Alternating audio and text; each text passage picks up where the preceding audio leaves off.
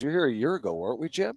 We In the were. other corner? Yeah. So Darren said this 30 minutes ago. First of all, let's set some stuff up. Obviously, we're going to continue to react to the untimely passing of Peter Seidler. There was a moment of silence here at Viejas Arena last night when San Diego State played Long Beach State. I'm sure the president of the University, Adela de la Torre, will offer her condolences. She's going to join us coming up in 15 minutes. Annie Heilbrunn, by the way, she'll offer her perspective. She's covered Peter for the last handful of years. She's going to join us at 5 p.m. But what I found, this is so Jim, and I'm kind of the same way, but anytime you take Jim out of his element, you are a complete, I know it's like you're deer in headlights. You walk in Viejas, you can't find us, you immediately call me. And then Jonathan says, "Hey, Jim's texting me." I said, "Don't reply. Let's see how long it takes Jim to find our broadcast location." He calls me back. I say, "You got 30 minutes to find the location." And I hang up. He calls me back. He eventually finds us. But we're here again, the Aztec for Life blood drive. It is a great event. There are dozens of students lined up right now to give blood over the next couple of hours. This is open to the public. If you'd like to give blood this afternoon, you can do that. Come to Viejas Arena. They have food. It's a wonderful event. They've been doing it for a number of years. I think it's the 7th consecutive year. So we're going to be here for the next 3 hours inside Viejas Arena hanging out with this Final Four banner. Yeah, and, fresh off of everything that happened yesterday, we talked a little bit about this before the show, is like it's kind of fitting and it feels good to be somewhere that people are giving back. Yeah, that's a great point. That was the essence of Peter Seidler, is that he was a man of the people. He was a man that wanted to give back to the community. He cared about the community so much. He deeply cared about San Diego. And for us to be here at the Aztecs blood drive, it feels good. It feels good to be somewhere that is helping out the community and helping out people. And, just a day later, John, after the announcement of the passing of Peter Seidler, it doesn't feel like it's gotten easier. It feels like it's almost still in like a haze, right? Still like the weather kind of depicts, I think, how everyone's feeling today. This is hard to produce when we're doing a show. But the weather kind of feels like how San Diego's feeling right now, with it being gloomy and rainy, and it's still it's a sad feeling. It's a sad feeling. But the more you think about it and the more pieces that you read, Peter Seidler, his legacy is something that we all need to honor. San Diegans, the Padres, these players, just anybody that roots for the Padres. His legacy is something that is definitely something that people are going to honor. And going forward, you just think about everything that he started here in San Diego with the team and his vision going forward. And you just hope that vision is met one day with the World Series championship and a parade. Spot on. What I thought was really unique last night, I just mentioned a few minutes ago, I tweeted about it. The fact that there was a moment of silence, well, clearly, I mean, what he meant to San Diego. What was really unique was after the moment of silence, you kind of heard the crowd react to like, hey, let's celebrate here. Like, let's cheer. You heard "Go Padres" chants. Oh, wow. Yeah, it was really a unique moment for like 15 seconds. If you're here, you know what I'm talking about. But it was a really special moment to honor him. The Padres will honor him throughout the course of the year, if not the next 25 years or more. But again, his loss is felt everywhere. To your point, the fact that it does feel fitting that the day after his passing, we're at a community event. Because, a lot of our listeners are going to remember. A lot of our listeners, but I think a lot of San Diegans, and I think a lot of people over the last 24, 48 hours are becoming really familiar with the fact that he was so much more than the owner of the Padres. Like, it's hard to put someone in a box. Like, I don't like to just be known as, well, I'm a radio guy.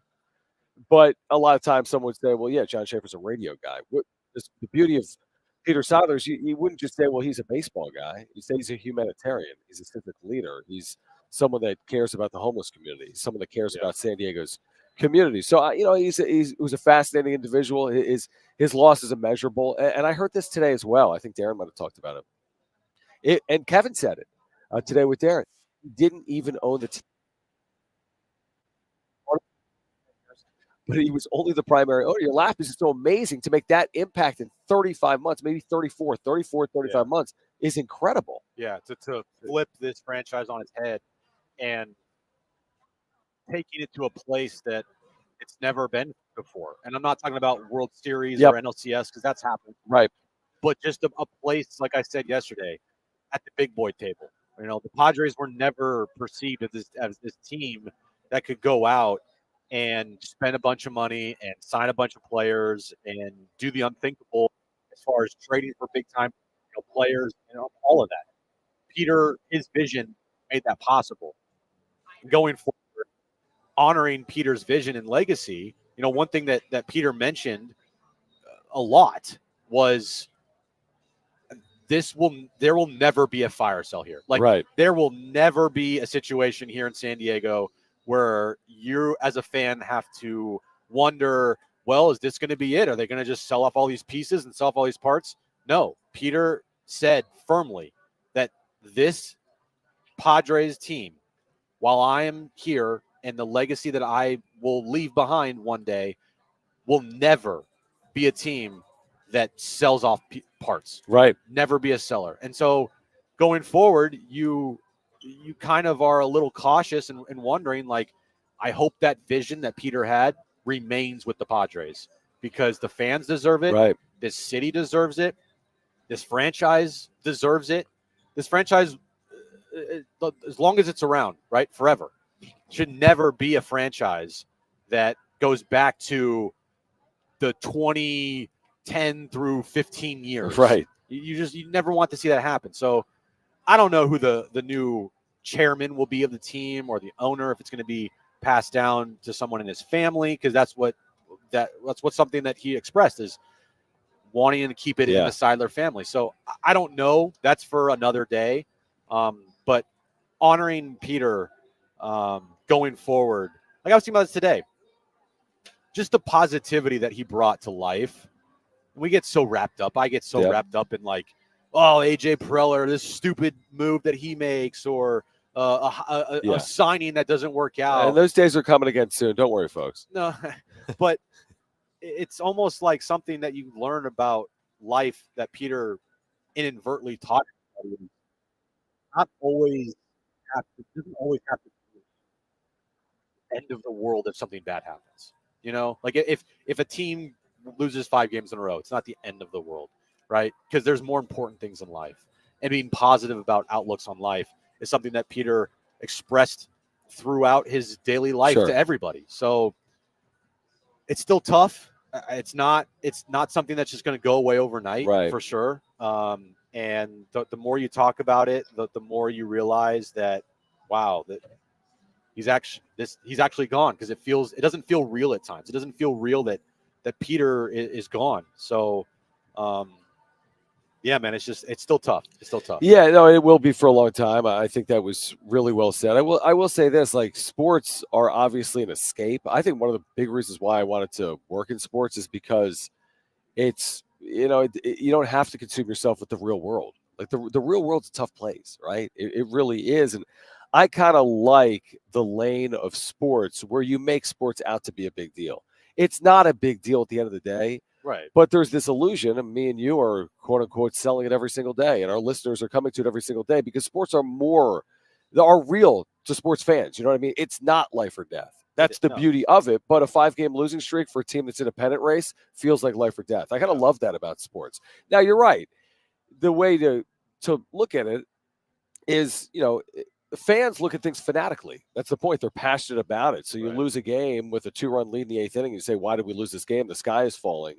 Where truthfully, it's not the end of the world. It's literally not the end of the world. But that's what I love about sports. We actually treat it as if at times it is, because it does feel like when it's your favorite team and you've got you blow a 2-game to none lead in the NLDS and you lose the NLDS, that feels like it was the end of the world. That's the thing that makes sports kind of beautiful. Of course, it's not real life.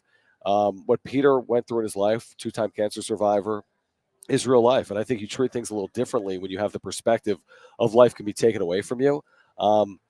So, yeah, it's just going to be a unique time. There's no question about it. And again, the reason I got into sports is because I didn't really want to touch topics like death. But of course, real life happens, even in things like sports. And this is something that's so impactful for our listeners. It'll be a significant story, not just today, not just yesterday, but in the days and weeks ahead. And there's, countless stories that have been written in the last couple of days. I know the Union Tribune, Kevin Acey, put out a link to every single article that was written in the Union Tribune. I think there's probably like 5 or 6 about Peter Seidler. Oh, yeah. I know The Athletic has written many pieces on him. Buster Olney wrote a piece about Peter Seidler, and this has been circulating around on social media. And I thought it just encapsulated who he was as a person. Mm-hmm. We know last offseason at the winter meetings, the Padres were trying to go big, right? With having conversation with Judge and Trey Turner, and then they ended up landing on getting Xander Bogaerts. I saw this. The Turner. And so Trey Turner, who I think was offered almost $350 million by the Padres. He took less with the Phillies. Took $300 million with the Phillies because, his wife wanted to be closer to the East Coast, so they chose the family route. And went to the Phillies, and I think that's worked out for Trey Turner. Yeah, no doubt. But this excerpt in Buster Olney's piece on Peter today, I thought just told you what kind of man Peter was. So I'll just read it. When Trey Turner made his final decision to sign with the Phillies over the Padres, he felt he owed it to Seidler to call him directly. And the shortstop braced for the response of Seidler. But Peter worked to make Trey Turner feel better, warmly and graciously accepting his decision, offering him some parting words that reflected the perspective of someone who had been in a love affair with baseball his whole life. Talking about Peter. Yeah. Peter, quote, says, "We're in this together." Turner said Seidler told him to grow this great game. That just tells you everything you need to know about Peter, is that even when somebody said, no, I'm not going to, end up signing here, Peter understood and tried to make that person feel warm and welcome. No doubt. We have the president of San Diego State University with us, Adela de la Torre. Adela, this is for you, this microphone. We are live on San Diego Sports 760. John Schaefer, Jim Russell. It is our pleasure to see you. Thanks for joining us today. Absolutely. Really happy to be here, John. I want to start with, obviously, this is so impactful for San Diegans, the passing of Peter Seidler, the Padres chairman. I know there was a moment of silence here at Viejas Arena last night before the men's basketball game. I'm sure San Diego State is mourning with the rest of the community in the passing of Peter. Oh, absolutely. In fact, I was very fortunate early on to meet Peter Seidler. And you're talking about an individual who is so compassionate, his commitment to homelessness and addressing the sheltered population, but even in terms of support of SDSU, I would say he genuinely cared about what we were doing. And we did work together, I think, on some projects dealing with homelessness as well. So I really mourn with everybody in San Diego the loss of a great man, a great humanitarian, a great leader, and a great supporter of athletics. I mean, he is really a giant of a man who we will remember for decades to come. And we talked about this to start our show, that it's fitting that we're here today at a community event after the day of the announcement of the passing of Peter Seidler, because of how much he cared about the community and wanting to make San Diego a better place. The Aztecs blood drive for you, talk about what it means for San Diego and also what it means to be partners with the Red Cross here in San Diego as well. Well, this is who we are. This is really part of the DNA of San Diego State. In fact, this is one of the largest college blood drives ever in California. So it speaks volumes about what our students, what our faculty, and what our community care about. And it really reflects, I think, the values of Peter Seidler, community first. And San Diego State has always put community first. And the fact that there's been a shortage of blood, and the fact that everybody has rallied today to come to make sure that we will do our part speaks volumes about who we are. Aztecs for Life really has meaning when we talk about doing activities like this. We are with the president of San Diego State University, Adela de la Torre, here on San Diego Sports 760. You've been such an advocate of athletics at this university. Brady Hoke announcing his retirement earlier this week, San Diego State's head football coach. He's had such an immense impact on this program. What is Brady's legacy with athletics and football at San Diego State? So Brady came well before I did in 2009. So when you think about where we were at that point, he built our football team to what it is today, and his legacy is great. But he not only built it in terms of our ability to go to bowl games and be successful, he built it in terms of the culture and character that we wanted to have on this campus, which are students are first, students are at our core. And in the context of looking at success, we need to look at the professional success, the career success, and the personal success of our students. And so that's Brady. In fact, I still remember when I met Brady before he was offered the job while I was president. And all along, his discussion was focused on the student. And to me, that speaks volumes about the man. And success with this athletic program doesn't just start with football. It spans all across all athletics here at San Diego State. And being here at Viejas Arena, just looking up to my right here, seeing that Final Four banner, put up there proudly by everyone here at San Diego State. The success of the basketball team last year, what did it mean for you and especially this university and athletic program? I think it was a magical journey. And when people talk about magic, our basketball team last year created magic for the community, and I would say for the nation and the world. People were mesmerized.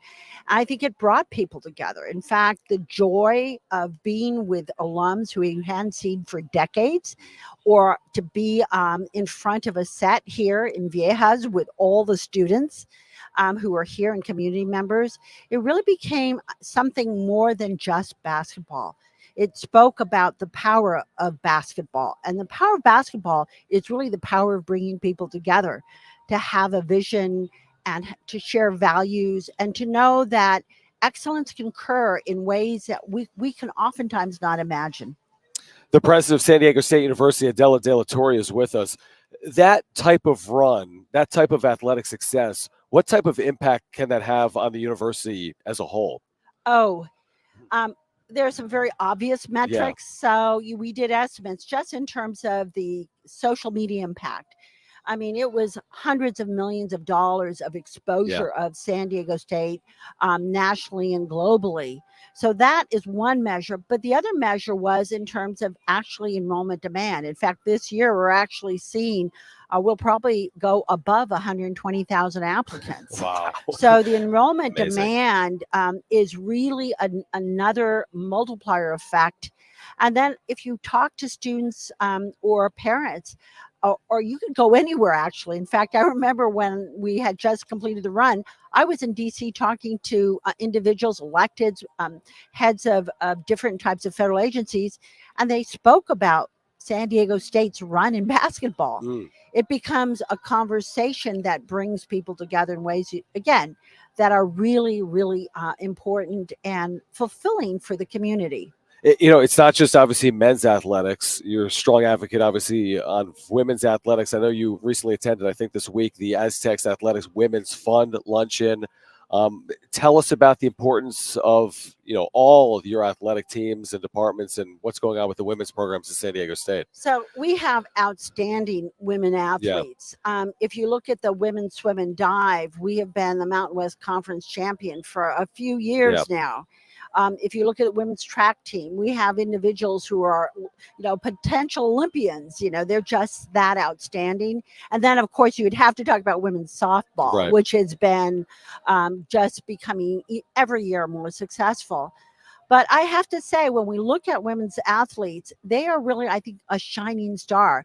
Women's basketball, I've been a big fan. I'm a fan of all the sports, but when I look at those women play, and when I was at the Mountain West Conference last year, when they were playing Las Vegas and they almost won, the top-rated team, I just was so excited. I really couldn't stay on my chair because I thought at that moment the world was going to go upside down. I mean, that's the kind of sports that we have here, because we have our students who really rise to the occasion in every sport.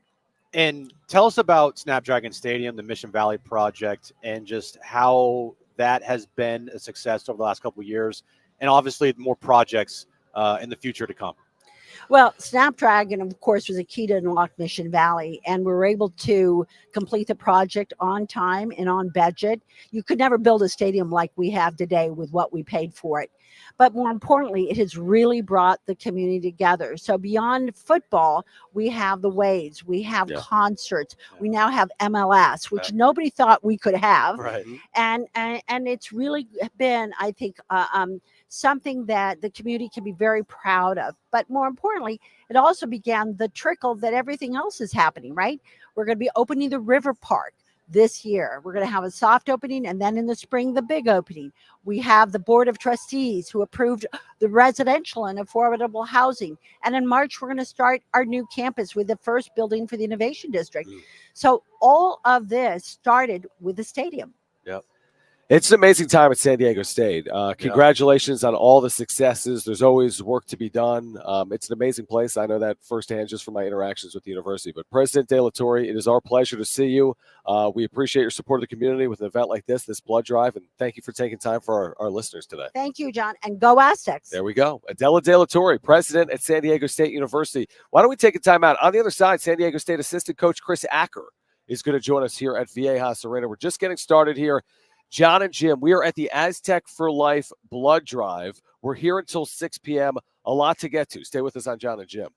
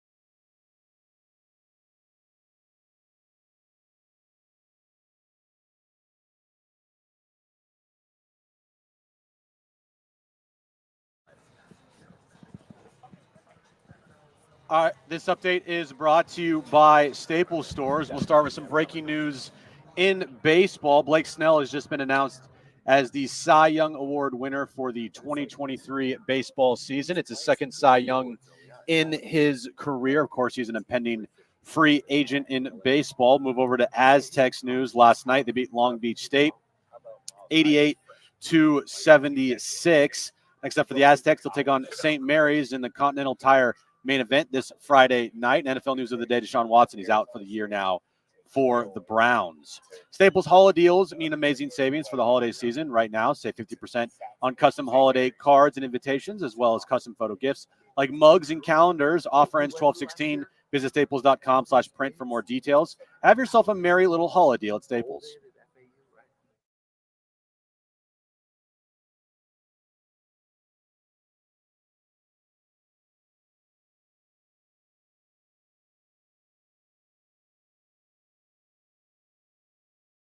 Update. No, it's not. All right, welcome to Life on the Road. Jon and Jim with you, Viejas Arena, Aztec for Life, Blood Drive.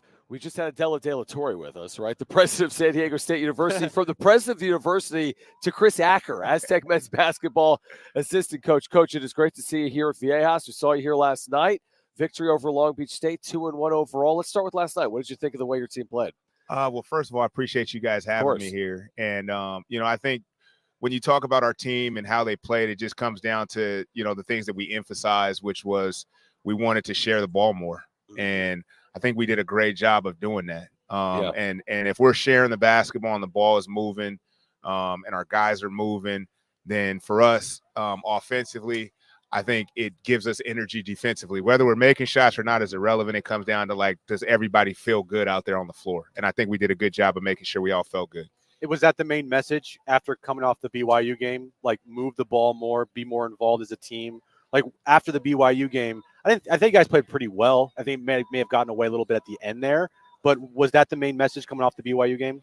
Yeah, primarily we wanted to make sure that after that game we understood that in order for us to do what we're capable of doing and also what we've set out to do as a team, win championships, be right there at the top of the Mountain West, win a lot of non-conference games, give ourselves a chance to have an at-large bid in the NCAA tournament, those internalized goals that we have. In order to do that, we're going to have to play together because all of these teams we're playing against are really, really good in the non-conference, and there's no chance that we're going to be able to accomplish those goals if we're trying to do it alone. All right, so San Diego State assistant Chris Acker is with us right now. So you mentioned the schedule. We should talk about it. I feel like it's the second consecutive year where there's no off nights, and that's cliche a little bit, but it really is true. You look at some of these Big West opponents are really quality opponents. I saw Irvine last night winning at SC by 10 points, Long Beach State last night. But then these, whether it's a Xavier or Washington, St. Mary's coming up, Zags, Stanford, California, even some of the non-D1 opponents. You'll play Point Loma here. It goes on and on and on. It's obviously a good thing. What do you hope to accomplish? What do you learn about your team when you get tested night in and night out? Well, I think it just allows you to narrow in on the things that are essential to winning. And what we're starting to figure out is exactly what's going to give us the most success night in and night out. And that's sticking to who we are, our identity, and not trying to get outside of who we want to be and who we are from a defensive standpoint. We got to lock in. Our transition defense has got to get a lot better in the half court. We got to understand how to peel off and make each other better and cover for each other defensively. And then offensively, like I said before, it's not just sharing the ball, it's putting each other in positions to be successful. So whether that's setting a screen to get a teammate open or running the correct route offensively or the timing of a play, these teams are making us have to lock in those areas. And so when it's all said and done, we should be a really good basketball team, and we'll understand that we can't skip steps to get to where we're trying to get to. Jaden Ledee has been playing not just one of the best players in the Mountain West Conference, but one of the best players in the country. All-American type of level of play right now from him. What have you seen from him to take him to that next level so far with the first 3 games of the season? I've seen him be in the gym before anybody else is in there. I've seen him leave the gym after everybody else leaves. I've seen him in the gym after a 25-point game, repping out, drenched in sweat. So that's where it starts, is his work ethic. Yeah. And then when he comes in, he's always focusing and intent on, getting out there and destroying whoever's guarding. And so he's starting to learn how important it is to make others around him better, because he can't just dominate a basketball game. So he's taking the lessons that we're trying to help him understand and grow from. But he's still not losing confidence in who he is, which was impressive, because that was the greatest challenge from our BYU game to this last game, is share the wealth a little bit, get everybody involved. And so, like I told you guys before the show started, he had 27 points. I didn't even realize he did. It's crazy. Very quiet 27. And I think 11 rebounds, 10 or 11 rebounds. Yep. So at the end of the day, I mean, he's doing exactly what he needs to do. And if it blends into what we're doing, it makes us as a team even harder to guard, because now you're not just paying attention to him. I think Dutch said post-game that, like, Long Beach State kind of threw the kitchen sink at you defensively, like whether it's man, 1-3-1, 3-2, pick up full court, three-quarter court. Some of it worked, and they'll turn you over. But he said you can't kind of prepare for everything. You just have to kind of figure your way out of it at times. He felt like you were able to do that last night. Is that a good way to look at it? Yeah, there were some turnovers, but you turned them over a lot, and you figured out and still scored 88 points. Yeah, I think you just look at those type of games conceptually, and you say, are we doing the things from a spacing standpoint, from a cutting standpoint, from a movement standpoint, to put ourselves in positions to be able to score the basketball? When a team's running that many different defenses at you, 2 or 3 different defenses in one possession, it's very difficult to say we're going to run this play or that play when everything is being switched. So you kind of lean in on your guys having the ability to make reads and make plays, but also our guys where there should be. One play that sticks out, they trapped one of our guys in a ball screen. I think it was Darion, and he threw it to J-Powell, which we had worked on. J-Powell, if you get trapped, slip into that open area, and then he skipped it across court to Lamont, but Heidi dove to the rim to occupy the guy that was guarding Lamont, and Lamont makes a big three down the stretch. So you kind of lean in a little bit more on your concepts when teams are switching and doing the things that, Long Beach State did. Early in the year, a lot of feeling out process with the team, especially a new team, and dealing with some injured guys that are coming back and, trying to figure out the roles. How has that been with Darion coming back off injury and integrating Reese Waters into the starting lineup, and that whole process of figuring out roles and that whole dynamic there? Well, first of all, credit to Darion. I mean, unbelievable by him to just play in that game versus BYU. Most guys wouldn't even want to be in that type of battle after missing almost a month of practicing games. But he put in a lot of work to put himself in position to be in shape to be able to play in that game. And the process itself, when you have guys that want to win, and you got guys that understand that name across your chest means much more to the whole city and to all of us than it does my individual success, I think you got a chance. And so what we try to do is just preach to our guys that ultimately everybody's going to get an opportunity to get out there, just maximize that opportunity. And so the process has been the process. I mean, it's been hard at times because we don't necessarily know. We got younger guys playing longer minutes than they should. And we got older guys that are exhausted, that are out there on the floor that need a sub, but we feel like their exhaustion might be better than a guy that is fresh because he just doesn't know what's going on in the moment.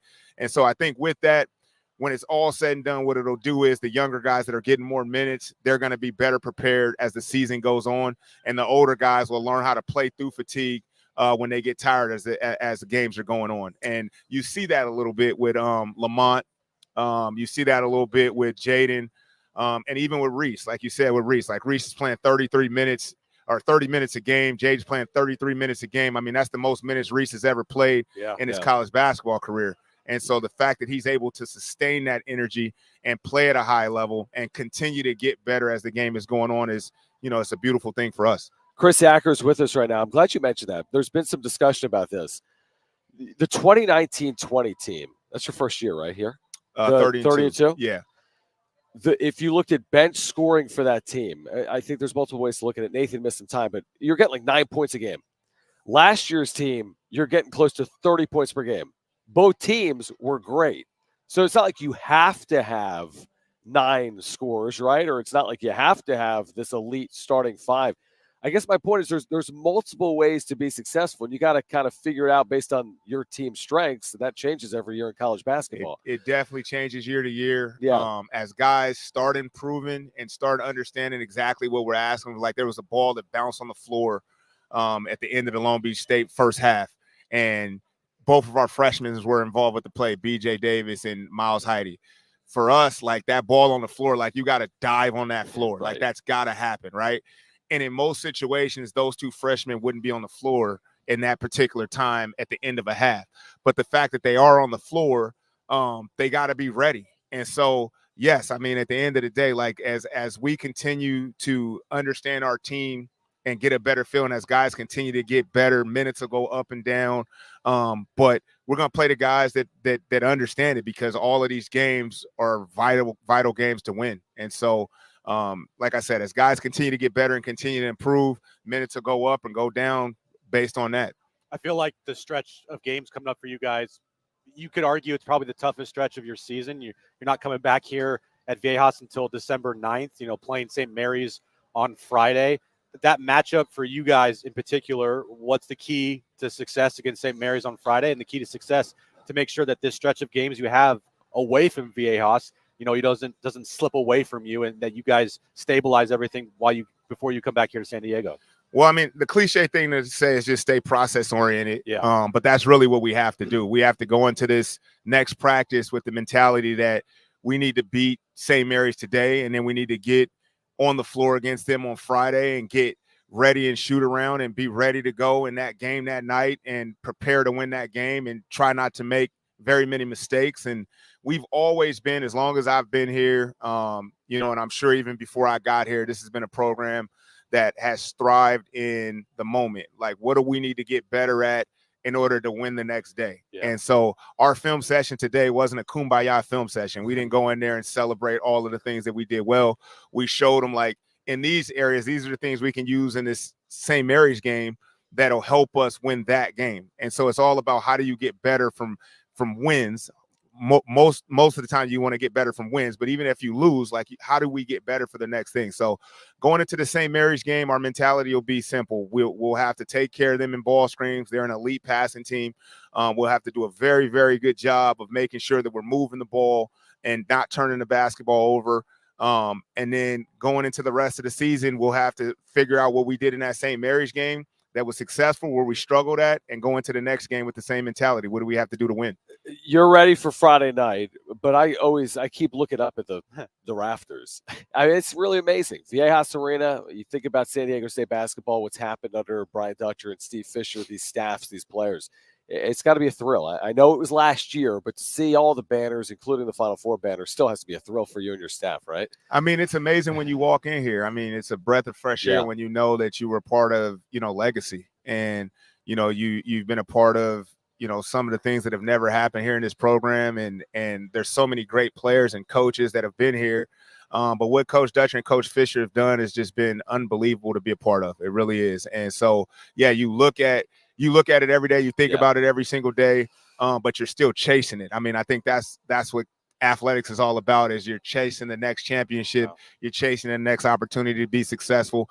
And you want to help these guys understand what that feels like. I mean, as a coach, you do this to make sure that your guys that are in the locker room get to experience that feeling and have that emotion every single day. And ultimately to get them to understand that when you sacrifice everything you have and you put it all out there on the line, great things can happen. But if you don't sacrifice, it's not going to happen at all. So we try to just preach that every single day and hope to accomplish those goals year after year. And you never know with college basketball. It's so challenging. But I remember Dutch postgame with the team. There's video of it saying, now we got a taste of it. We're getting back. We'll figure it. It's such a crazy sport. You can go 100 years between bursts, and other teams can go back-to-back years. You just never, ever know.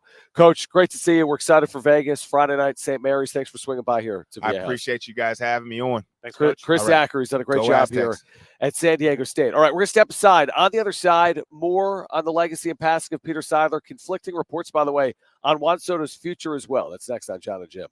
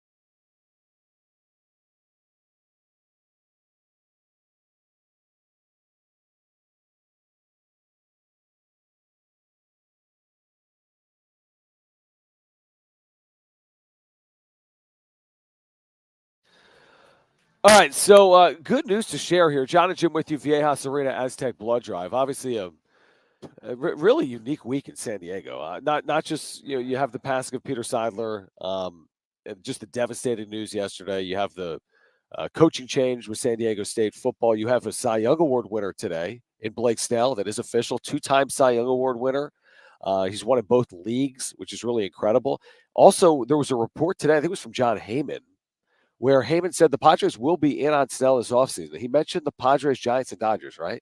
Is that right? He did, yeah. Yeah, that all three of those teams would be in on Snell this offseason. Blake Snell is a 2-time Cy Young Award winner. You want to use that mic? Use that mic. Yeah, let's see. Tell me if that's it.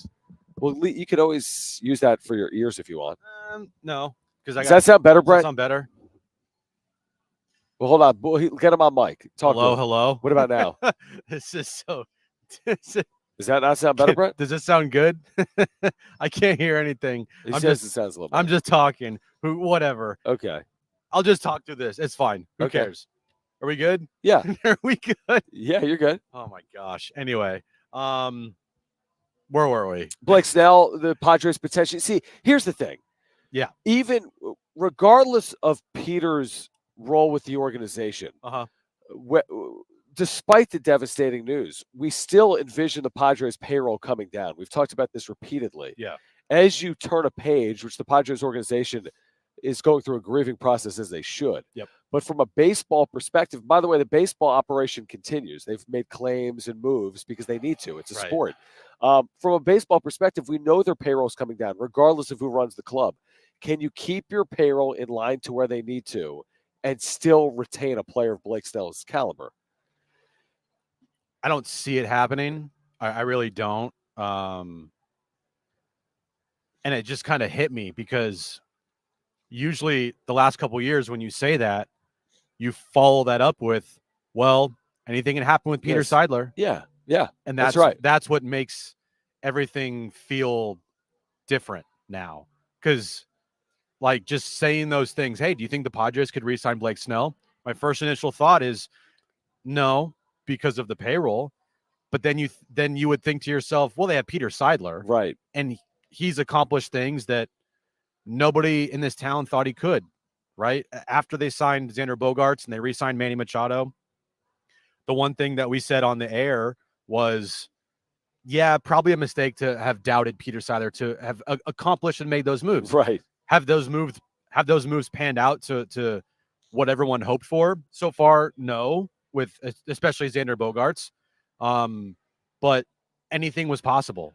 Anything felt possible with Peter in charge. And so just saying out loud, now that he's gone, you're like, you can't say that anymore, unfortunately. You cannot say, well, anything's possible, even though it doesn't feel like it's going to happen. It doesn't feel like they can go out and give Blake Snell a good enough offer and that they can't re-sign Juan Soto to an extension after this upcoming season if they even keep him. And before yesterday, you could honestly say, even if you had your doubts, which many people did, including myself, about the future of signing these potential players, you always had to put it out there that, hey, Peter Seidler is capable of anything. And so that right there, it hits you in the gut because that's not the case anymore. Like that's literally something that we're not going to be able to say anymore because he's not with us. Yeah. Which is, it's heartbreaking. It is. As a fan. How about this? Lefties to win 2 Cy Youngs in both leagues. There are 2. Blake Snell's one of them. Was it, I don't know. Randy Johnson. Randy Johnson? So you got 2 in the history of baseball that have done it in both leagues as a left-handed pitcher, and Blake Snell's one of them. So, and you could argue the merits, by the way, even with the money of spending $150 or more on Snell. There were highs and lows here. The overall body of work in terms of what he meant to them getting to a postseason. I mean, he pitched in 1 postseason with them in 3 years. Correct. And, there were ups and downs. And there was a really good, obviously, culminating with this 2023. Would I give him 5, 6, 7 years, even with the payroll? Would I give him 150 or 200? Regardless of payroll, I don't know if I would. He's coming off an amazing year. He's had a couple of great seasons, his 2 Cy Young seasons. He's had some down seasons as well. So it's an argument to be made even regardless of payroll. But I think what clouds it is Seidler. and the payroll. Yeah. And the fact that I just don't know if I want to give him that 5th or 6th year, considering what we've seen from him. Again, amazing 2023. He deserves all the credit in the world, but I don't know if you can count on that year in and year out. Yeah, I don't know if you can either. I've been on record saying that for what he is going to demand, and rightfully so, probably get in free agency, he deserves it all. No question about it. I don't know if I would give him that money. Like just because what he accomplished this past year, it's hard to envision him replicating that for multiple seasons. Like that, this past year, 2023, is an all-time season from any pitcher in the history of baseball. Yeah. I mean, what he accomplished was outstanding. The stat of him walking almost 100 batters and only like 12 of them scored. Like, that's insane. Yeah. That's insane. And how many strikeouts he had, his advanced analytics stats. This season is definitely one for the history books. It's unfortunate because this Padres team needs a pitcher like Blake Snell. That's badly, because their rotation is definitely a huge question mark. But just going back to, it just really hit me, like talking about, hey, the potential of them re-signing Blake Snell, and you can't say anymore. Well, who knows? Because they had Peter Seidler. And you don't have that wild card. You don't have that anymore. And that's what made Peter so special as an owner, is that the fans always believed there was a chance, albeit might be a small, slim chance. Yeah, but he landed some of those small chances. He did. He. Dude, how about the first month? Correct me if I'm wrong. First month of the job, these weren't signings. Snell, Musgrove, Darvish.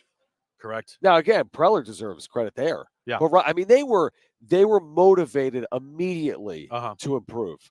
Yeah, and then signing off on getting Juan Soto here, of course, bringing Manny Machado here. Yep. Extending Machado. Manny Machado. Say what you want about that, but getting that deal done took a lot of money to do. Giving the contracts to Yu Darvish. Again, say what you want about Yu Darvish, the pitcher, but the man is you can never fault Yu Darvish at all. He's incredible. The person. And Jake Cronenworth, the $80 million there. Like, a lot of these things that happened were because of Peter. And it sucks if you're a fan of this team, that now going into the future, you have to question it a lot more of, is this even possible anymore without Peter here? It's a good question. By the way, best 23 start runs in baseball history. Bob Gibson, 68. Blake Snell, 2023. Wow. Best 23 start runs in baseball history. Bob Gibson in 68.85. Blake Snell's final 23 starts this year, 1.20. Wow. 23 starts. Amazing season. A 1.2 ERA. And it sucks that it was kind of wasted. Naught. Yeah. All for naught. Yeah. All right, on the other side, we're going to get to the wrap. We'll have hour 2 of Jon and Jim. We are at Viejas Arena, Aztec for Life blood drive. Kind of a fitting place for us to be today, with Peter Seidler being so community-oriented and with so many San Diegans today giving back and donating blood to those in need here in our community. So hour 2 of Jon and Jim on the other side with the wrap. Annie Heilbrunn will join us coming up at 5 p.m. from the UT. Stay with us on Jon and Jim.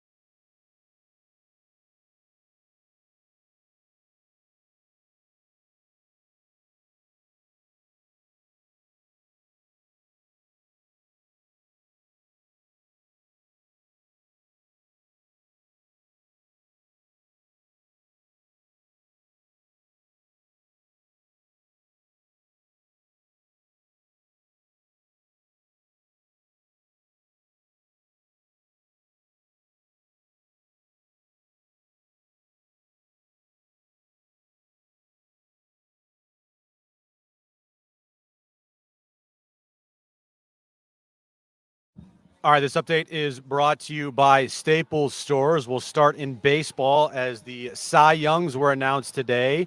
Garrett Cole wins the Cy Young in the American League for the Yankees, and Blake Snell wins his second Cy Young. First with the Padres. It was announced earlier today. Moving over to Aztecs basketball, they beat Long Beach State last night, 88-76. They're now 2-1 on the season. They now start a long road trip before they return to Viejas Arena, not until December 9th. Take on St. Mary's this Friday in Las Vegas. Of course, you can listen to that game right here on San Diego Sports 760. Staples holiday deals mean amazing savings for the holiday seasons right now. Save 50% on custom holiday cards and invitations, as well as custom photo gifts like mugs and calendars. Offer ends 12/16. Visit staples.com/print for more details. Have yourself a merry little holiday deal at Staples.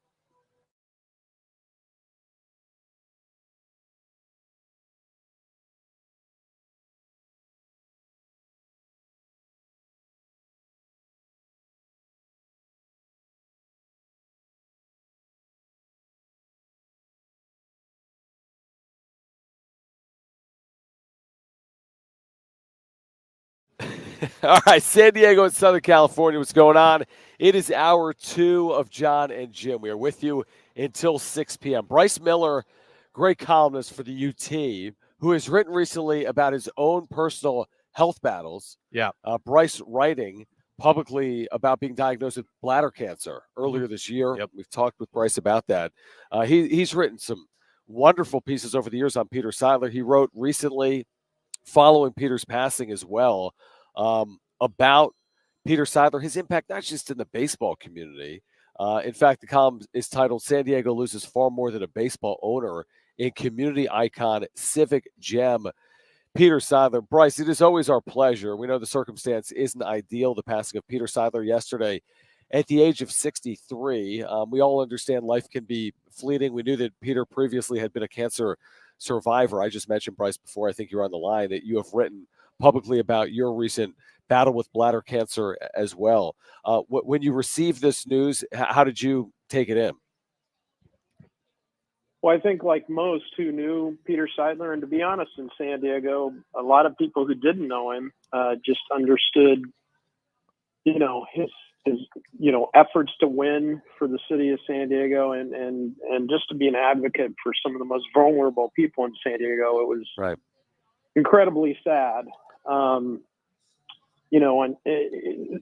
you try to think of owners you hear about in professional sports that because of all the money and wealth that they have, that there's a disconnection there. There's maybe a sense of, higher than thou because of, just where they are financially and all those things.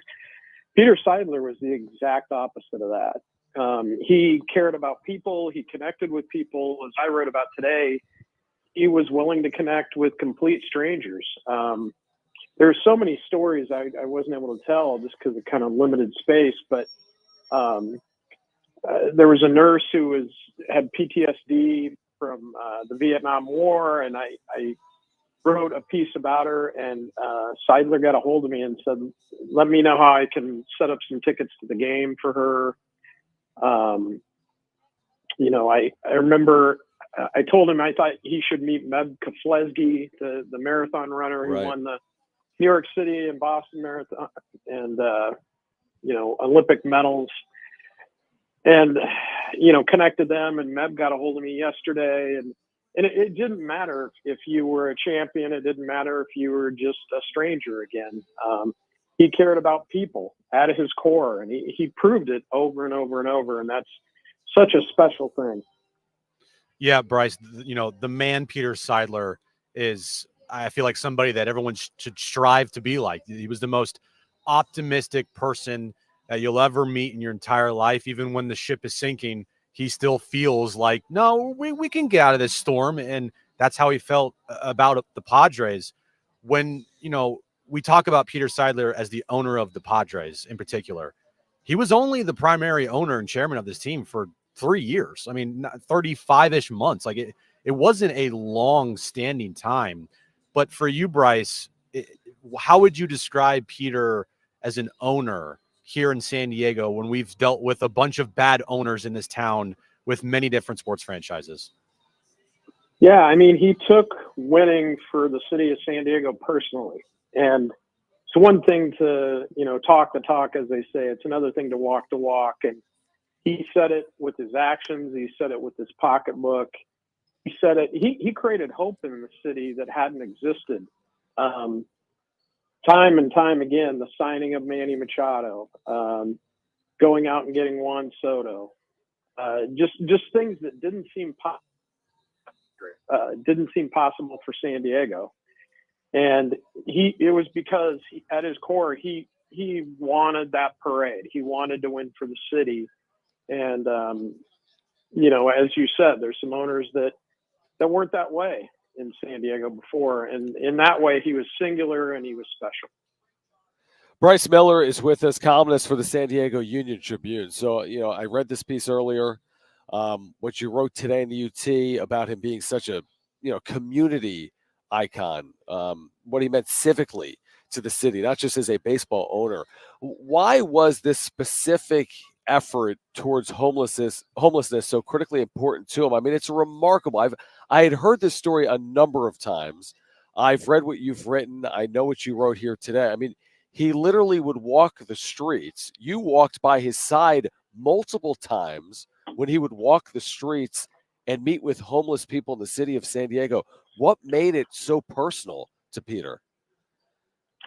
I think there's just a bone deep kindness and empathy too, that he not only was willing to listen, he was willing to understand. He was willing to find out more about a person's situation. And the more he did that, I mean, he and Tom Seidler, his brother, and I walked around the East Village talking to the homeless.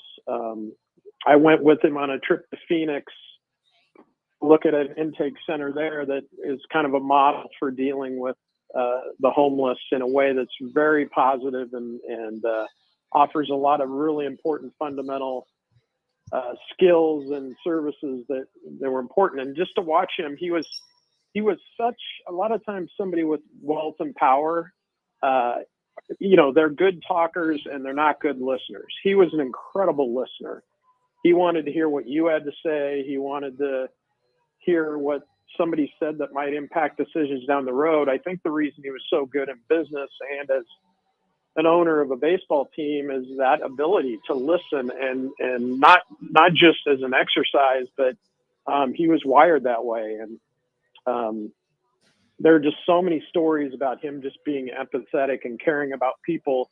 But again, he was about doing something. He wasn't about just talking about it. He looked for results on the baseball field, and as he got involved with and formed a task force to look at homelessness in the city. For him, it was about results. And for him, he didn't want credit. In fact, I can't think of how many times he told me in a moment of kindness, "Well, don't write about that. I just want to, I want to do this anonymously." That's who he was. He wanted to roll up his sleeves, but he didn't want or need the credit. Bryce, going forward now, it feels like this giant hole in not only just San Diego, but with the Padres, the community. No one will be ever able to fill that hole going forward, but we eventually have to move forward. That's how life works, and it's unfair at times, but moving forward is what the city and especially the Padres have to do. How do you think that process is going to play out moving forward, having to deal with the loss of Peter? Yeah, it's a lot. It's not just the loss of somebody who, again, restored hope in the Padres and their ability to be a baseball team that not only could compete on the field, but didn't take no for an answer on the types of players they signed, the contracts they signed. But you probably lost one of the biggest civic champions. I tried to think of this the other day. Other than Bill Walton, who, when I wrote about a statue that was made in his honor years back, they couldn't count the number of charities he and his wife were involved in. It was more than 50. And you try to think about how somebody could be that selfless. Those two names are in a class of themselves. So you're right. San Diego doesn't just lose somebody like that and somebody steps in, although he would really want people to step in. He would really want people to care as much as he did about other people. But it's an enormous hole, without a doubt. It's an enormous hole, to your point. It's one of these things we talked about yesterday, Bryce, like how people process, like everyone deals with this type of situation, death, differently, right? There's not a right way to deal with it. Everyone processes this type of information in different ways. It'll just be, it'll be interesting to see how San Diegans cope. Everyone deals with it differently. I mean, you had a personal relationship with him. I never met the man one time in my life. I still feel as if it's a significant loss. I'm sure those that knew him, like you did, feel it in a greater degree, but it's truly sad. It's sad, but I also felt lucky to know him a bit. But I wasn't singular. There were lots of people that he would meet on site. I met him at coffee shop and Bird Rock every once in a while and did other things. But the more you hear about him, the more you learn that he had time for almost everybody. And just to frame it, I'm not sure there's a bigger tribute than to say in the last 2 days, kind of the outpouring, kind of the heartfelt things that people are saying about an owner of a professional baseball team. Usually people complain about, right. Owners of teams. They feel like they're disconnected. They feel like they don't care. They feel like they're rich and trying to get richer. Just the reaction of the community the last 2 days showed the impact that he made. And again, I think that's the biggest tribute. Bryce, great writing. We've really enjoyed it. It is a sad time, obviously, for fans of the San Diego Padres, for members of our community, for the Seidlers, for so many people. And you've done a really good job of kind of orchestrating the impact of Peter on baseball fans, but just San Diegans in general. So we appreciate you taking some time for us today. Thank you, Bryce. Thanks, Bryce. You're welcome. All right, Bryce Miller, great columnist with the Union Tribune. Again, he's written a lot on Peter Seidler over the years. Good perspective from Bryce and Annie Heilbrunn, who works obviously with Bryce at the Union Tribune. She'll join us coming up at 5 p.m. Yeah, it's the question that it's tough to ask but eventually it's going to have to be answered as far as moving forward, because like what's next? Yeah. And it's not easy. It's never easy, especially with a man like Peter. Everybody you talk to that knew Peter, who has eulogized Peter recently in recent days, whether it be in the Union Tribune by Bryce or by Kevin or anybody that knew Peter, it's hard to say, all right, what's next? Because you don't want to go there yet. You just don't. You don't want to move forward. You want to celebrate what Peter brought to San Diego. You want to celebrate, like Bryce said, the hope that he brought to Padres fans that were kind of hopeless before Peter. Like in a time where the game is dealing with massive contract after massive contract, and the Padres were always that team kind of looking on the outside in. And Peter got there, and it took some time, but eventually the Padres over the last 3.5+ years were the team that everybody would look at as saying, well, they have a chance to sign this guy to a big contract because of Peter Seidler, because his desire to win and give these fans not only hope, but give these fans what they deserve, which is a winner in San Diego. So it's tough to now say, like, well, what's next? Where do the Padres go from here? And those questions will be answered eventually in time. But they are definitely there, and they're not going to go anywhere. It's how life works. Everybody has to move forward in life with always keeping a perspective on what was and what is and how this thing was built and the vision of Peter going forward. And you just hope that vision that Peter had remains the same vision going forward with the Padres for whatever people are going to be put in charge and not fill his role, but being named as the potential chairman or whatever the case may be, that you hope that Peter's vision remains the same with the team. You do hope that, but you fear that doesn't happen. Exactly. Because what happens a lot of times is that when people are one of one, you don't get the same result with No. anyone else. There are a zillion examples of this. I mean, literally a zillion examples of this that you can't replicate or emulate or try to be someone else. It could even be the same family. That doesn't mean they have the same desires. It doesn't mean they don't, but I say this very positively. Like, I looked at Peter Seidler as Padres owner as a gunslinger, which is a great thing to say about an owner when you're in quote unquote a small market or market 27, but you're willing to buck trends and do things unconventionally and say, why not us? And be, again, kind of public enemy number one of other small market franchises, say, hey, we can spend, why can't you? I just don't know. I wonder if it was a period of time that occurred but isn't guaranteed to occur in the future because he was one of one. Right. And that's the fear. And I don't know. I hope I'm wrong, but the payroll already was likely to come down. That doesn't mean they're not going to be a good baseball team.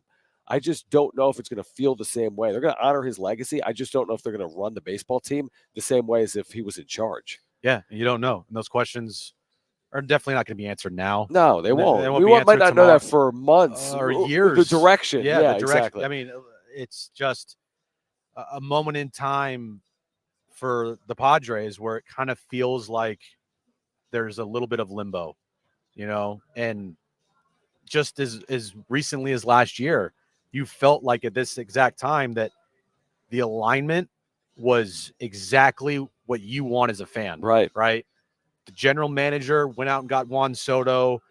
He's putting the team in the best position because they just came off an NLCS run. The owner of the team cares and loves the fan base as more than potentially any owner in any other sport has liked, wanted this fan base to see success. The CEO, Eric Grupner, in alignment. Everything was in alignment. And you felt like the state of the franchise was in such a good spot. And just a year later, there's a lot of uncertainty with what has happened in just the past month and a half. And you obviously feel first for his family, his wife, his 3 kids, his mother, everybody that was close to Peter. And that's first and foremost. And then eventually it's having to move forward and where do the Padres go from here? It's a lot of questions and you won't get any answers anytime soon. Yeah. The one thing I would say, and I said this yesterday about, like, in pro sports, and this is a time to mourn and grieve. And the Padres, to their credit, will spend this week doing that and much more time in the future. But sports don't stop, and the show goes on. And there was a responsibility now to the city, to its fan base, to its players, to the organization, for the Padres to put themselves in a position where they exceed what they did a year ago, which was disappoint. Yeah. And that's for what happened last year happened. Yeah. What's happening in the future will happen. But whatever comes out of the future ownership group of the San Diego Padres, AJ Preller and his team, which will be in place, okay, let's be clear, AJ Preller will be in place in 2024. AJ Preller has a huge responsibility that I also think is clouded by probably some decision-making above him related to payroll and the structure of the organization and the hierarchy and power structure. Yeah. Like, it was already cloudy heading into the year. This, you could argue, makes it more of a challenge, but it is sport, and you don't know. Just because they spent a lot and disappointed last year doesn't mean they spend less this year and don't buck the trend and all of a sudden have a good year. It's just going to be interesting to see how it all plays out. It feels like there were already a million questions this offseason. It's all we've talked about. They don't have a manager. I know. It feels like there's a million more questions. Did I tell you I went down to Petco today? No. So I went to my chiropractor at Crew Health today. Okay. Shout out Raphael and Chris. What's going on, guys?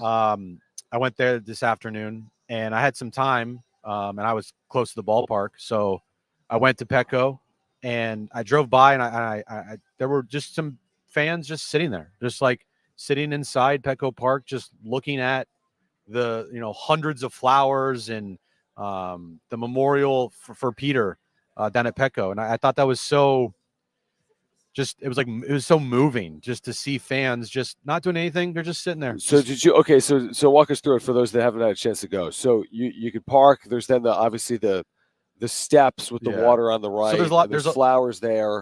First off, there's a lot of construction going on downtown, but Right. the Imperial parking lot, the Lexus parking lot, and I think the lot next to Lexus tailgate lot, yeah, open for free. I know that the gates are open until midnight tonight again. If you want to go down and pay your respects to Peter, but I just drove by because I wanted to see it. I wanted to see what it looked like, what it felt like. Yeah. And it was powerful, man, because I saw somebody just walking up by themselves, no phone out, not trying to get any clout or whatever, right?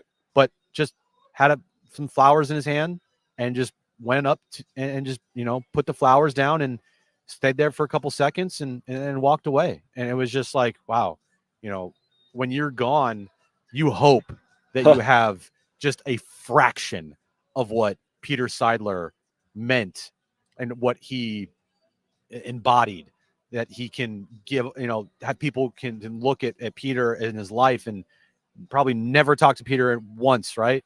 But felt his presence and his life made a difference because they're sports fans. And it shows you, again, how much sports matter in our society. In a huge way. I thought there was powerful photo and video of you, Darvish, and his wife. Oh, my gosh, yeah. And we talked about it yesterday. Extremely powerful. Again, people grieve in their own ways. There have been some players that have spoken out on the passing of Peter Seidler. There have been others that have been to the public memorial at Petco Park. There might be others that have mourned privately, potentially with the family of Peter Seidler. I'm sure we'll hear from many more current, former, who knows, major leaguers in general. You read about Buster Olney and Trey Turner. You'll hear a lot, I'm sure, in the days and weeks ahead. All right, let's get to the wrap on the other side. We're at the Aztec for Life blood drive until 6 p.m. on the floor of Viejas Arena. Annie Heilbrunn from the UT covered Peter Seidler over the years. She will join us coming up at 5 p.m. Stay with us on Jon and Jim.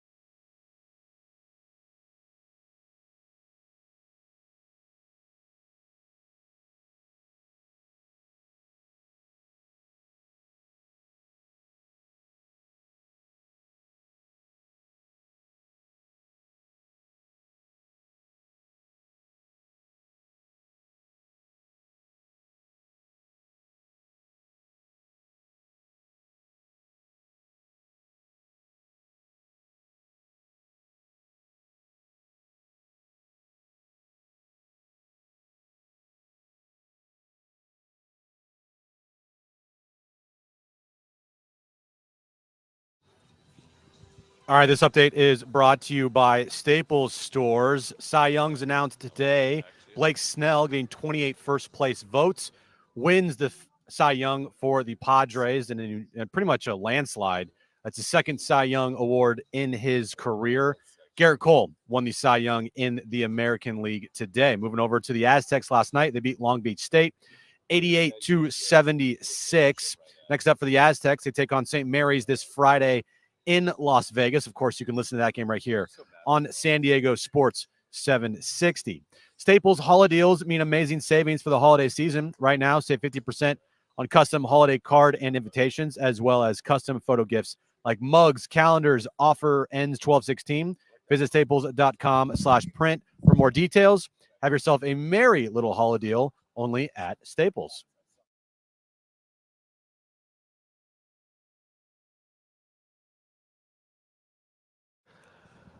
All right, back with you here for the Aztec for Life Blood Drive, Viejas Arena. Good to see John Howard, CBS, here locally. Shout out, John. What's going on, John? Good to catch up. Annie Heilbrunn will join us coming up at 5 p.m. There's a lot to get to. We've been talking, obviously, about Peter Seidler. We're going to get to the wrap here in a moment as well. Again, if you're looking to donate blood this afternoon, seems appropriate with how Peter was involved in the community to be out in the community today at Viejas Arena. There are still dozens of people waiting to give blood. We see a ton of young people today. A lot of San Diego State students, presumably. Oh, yeah. People just walking in it's randomly. Amazing. It's open to the public, so anybody can come down here. Yeah. And like you said, it's fitting that it's not fitting, but it's good that we're at a community type of an event. And you heard it from Adela de Torre today about how Peter, they talked a lot, right? And how the community was something that he loves deeply. So the Aztecs blood drive today, if you're just looking to donate blood, if you want to be involved in the community and on a day where you might feel more willing to than other days because of what's happened recently in this town, open to the public. I don't know exactly what time it's open till. It is open until 6 p.m. Okay. So a couple more hours. Yeah, you got a couple hours if you want to swing by. This is, I think the president of the university told us, this is the largest blood drive in the state of California. They've done amazing things here. This is the 7th year. So great event. Always this time of year, blood is needed. So if you're looking to help those in San Diego, you can get over to Viejas Arena. All right, right now let's get to this.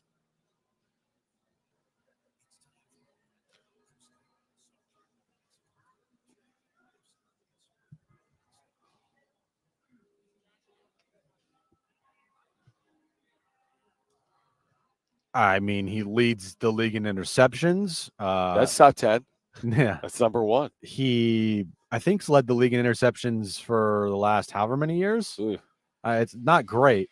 Just watching the Bills, it's been a constant regress from where they were just a couple years ago when they had that amazing game versus the Chiefs. I know it wasn't the AFC championship game, but it felt like the AFC championship game. He's definitely a top 10 talent, but as of right now, the way he's playing, it's not top 10. No, I mean, they have a huge problem on their hands to the point where they've changed offensive coordinators. There's no guarantee that's going to work. Like they have to figure something out that works with Josh Allen. Yeah. Like that's the responsibility. And by the way, if they don't, it'll cost another coordinator his job. It'll cost Sean McDermott his job. This is the National Football League. Like you have to win with your quarterback, and they're not getting good play from their quarterback, and they're 5-5. They're supposed to be a team destined for a Super Bowl with Josh Allen, who's a franchise quarterback theoretically. So there are massive problems right now in Buffalo. There's no way right now he's a top 10 quarterback in the NFL. Next question.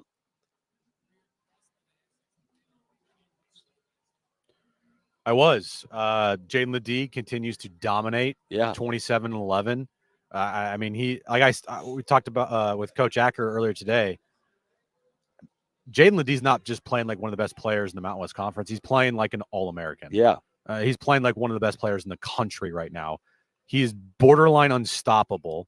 I thought last night was a good win. Long Beach State, sneaky good, like you said. Yeah, definitely. I don't think the final score, they pulled away at the end, right? It was a good game. It was a good game. Yeah. It was a good game. So, yeah, I was impressed. And it's a good good jumping off point to go against St. Mary's this Friday night in Las Vegas. I think it's okay. I was impressed. I thought they did the things they needed to do. 88 points is a lot of points for San Diego State. Here's what I would say. This weekend now, you've done the things you needed to do. You couldn't slip up at home, and they haven't. This weekend, you got to get one. 2 would be great. You got to get one. You have St. Mary's to start, a perennially good team in the West Coast Conference under Randy Bennett. Then you get either Xavier, who will be in the NCAA tournament, or the University of Washington. And they're a capable team as well. You have to get one this weekend that puts you in position. I think San Diego State's played really good basketball through the first 3 games. They need to get one this weekend in Las Vegas. The schedule does not lighten up. It's a big weekend for the Aztecs coming up in Las Vegas. Next question. It's a tough question, isn't it? It's a tough one because I don't really know who a leading candidate could be at this moment in time. I guess I can tell you what kind of coach I want. Okay. And that's like I've preached that I would want an offensive-minded head coach from a big university. Like I would want somebody that in the college football world is kind of known. And I want somebody that is an offensive-minded first guy. I know we talked a lot about the Washington offensive coordinator. Yeah. We talked a lot about potentially maybe the Oregon State offensive coordinator as well. He's been mentioned, I don't know who at this time. I know last night we were texting, and the rumor is Chip Kelly is going to be fired at UCLA. I don't know if I'd want to go Chip Kelly. Yeah, I feel like he fired twice in the NFL. Yeah. Right? Yeah, I don't know about that. He's had some very good college offenses. He's definitely a name. But again, the person I want is the mindset of an offensive-minded person. It's interesting because, I don't have a name either, but one that came to my mind earlier, and the Brady Hoke show is coming up at 6 p.m. tonight. We'll talk about Brady's retirement. You haven't even mentioned it, have you? Yeah, I forgot. Thanks. Yeah, good job. Lakers after perfect. that. Good job, Jim. And you text me not to forget either. Can I just throw a name out there? No. I'm going to do it. And I never really do this, but it's just kind of in my head. Because in the Mountain West earlier, a couple of years ago, Nevada's head coach left for Colorado State because Colorado State had more resources, Jay Norvell. San Jose State's head coach, Brent Brennan, has done a really good job, and he's been able to recruit quarterbacks. He's got a really good one right now, Chevin Cordero. This program, when he took over, was among the worst in Division I. San Jose State, 2-11, 1-11. He's had a really successful program. COVID season, 7-1. Last year, 7-5. This year, they're playing like the best team right now in the Mountain West. They've won 4 straight. They beat Fresno State last week. Again, just a name in my mind. Brent Brennan, I think he's done a really nice job. A Californian, relatively young. I don't think it would be the sexiest of hires, but I think he can win football games. Next question. Yeah, what was that about? Oh, my gosh. Probably like between 10 and 15. That's a lot. Yeah. Yeah. Then again, you don't chokehold. So, yeah. Yeah. Well, he's Draymond Green. He's held to a different standard. He's what he did last night, it would get anybody suspended. Yeah, of course. But it's Draymond Green, so he's going to get more than the average person. So you'll say 10 plus? Around 10. Around 10. Yeah, I agree. I thought it was a little heavy, but you're right. What you said, his history, the fact that anyone gets suspended with his history, yeah, it's probably 10 games. Yeah. Yeah, I mean, the whole thing was stupid. It was game 2 of a back-to-back with the same teams, right? Yeah. That's always – yeah, that's what I'm saying. Like, what I'm saying? The night before, you're playing the same team.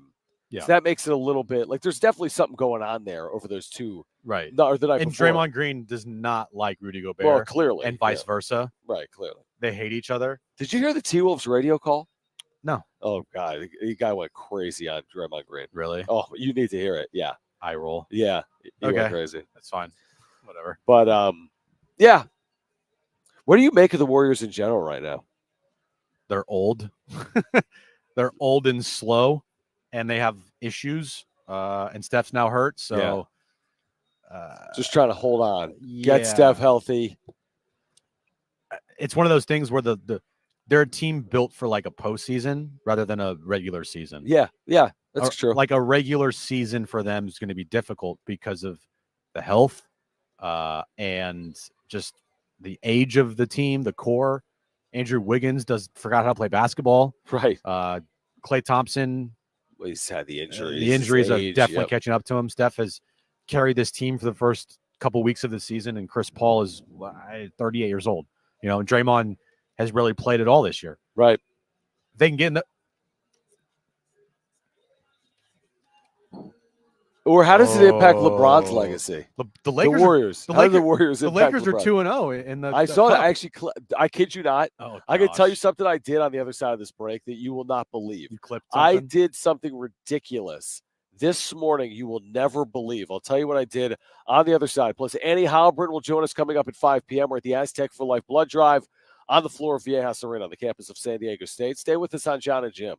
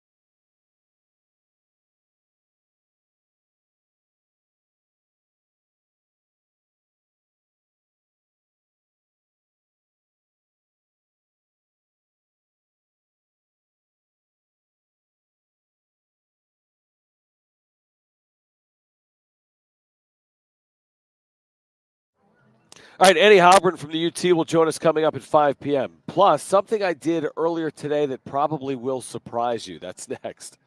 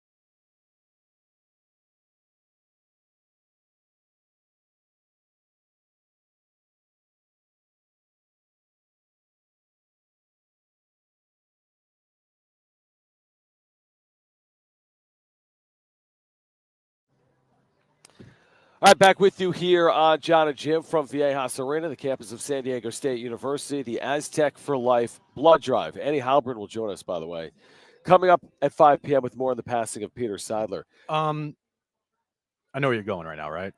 With Snell or what I did earlier today? First, tell me what you did earlier today, and then I want to talk about Blake Snell. Okay, so Snell, by the way, was nearly unanimous, and we'll tell you why he wasn't in a moment. As the National League Cy Young Award winner, what I did today, I'm almost ashamed to admit. Why? I was at ESPN.com. I clicked on NBA. I clicked on in-season tournament standings. I literally spent 1 second with my finger clicking in-season tournament standings, and then I scrolled up and down to see the standings like an idiot. You're an idiot. And I was literally shocked to see there was actually a standings page. Like Clippers are 2 games out in Pool D. I'm like, it's the most ridiculous thing. Anyway, there's teams. I don't even know what I'm looking at. Is anyone tracking this thing? Just tell me who's in the quarterfinal. At the quarterfinal, okay, there's 8 teams left. We can play some basketball and see what happens. But I can't keep track of it until we get down to a quarterfinal. I can't keep track of this.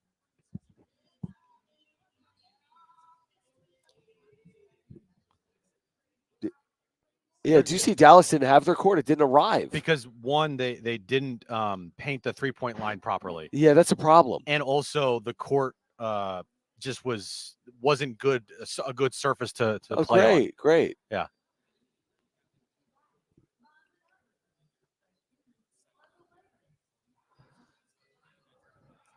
See, when you try to, the NCAA basketball tournament has courts. They're just nondescript.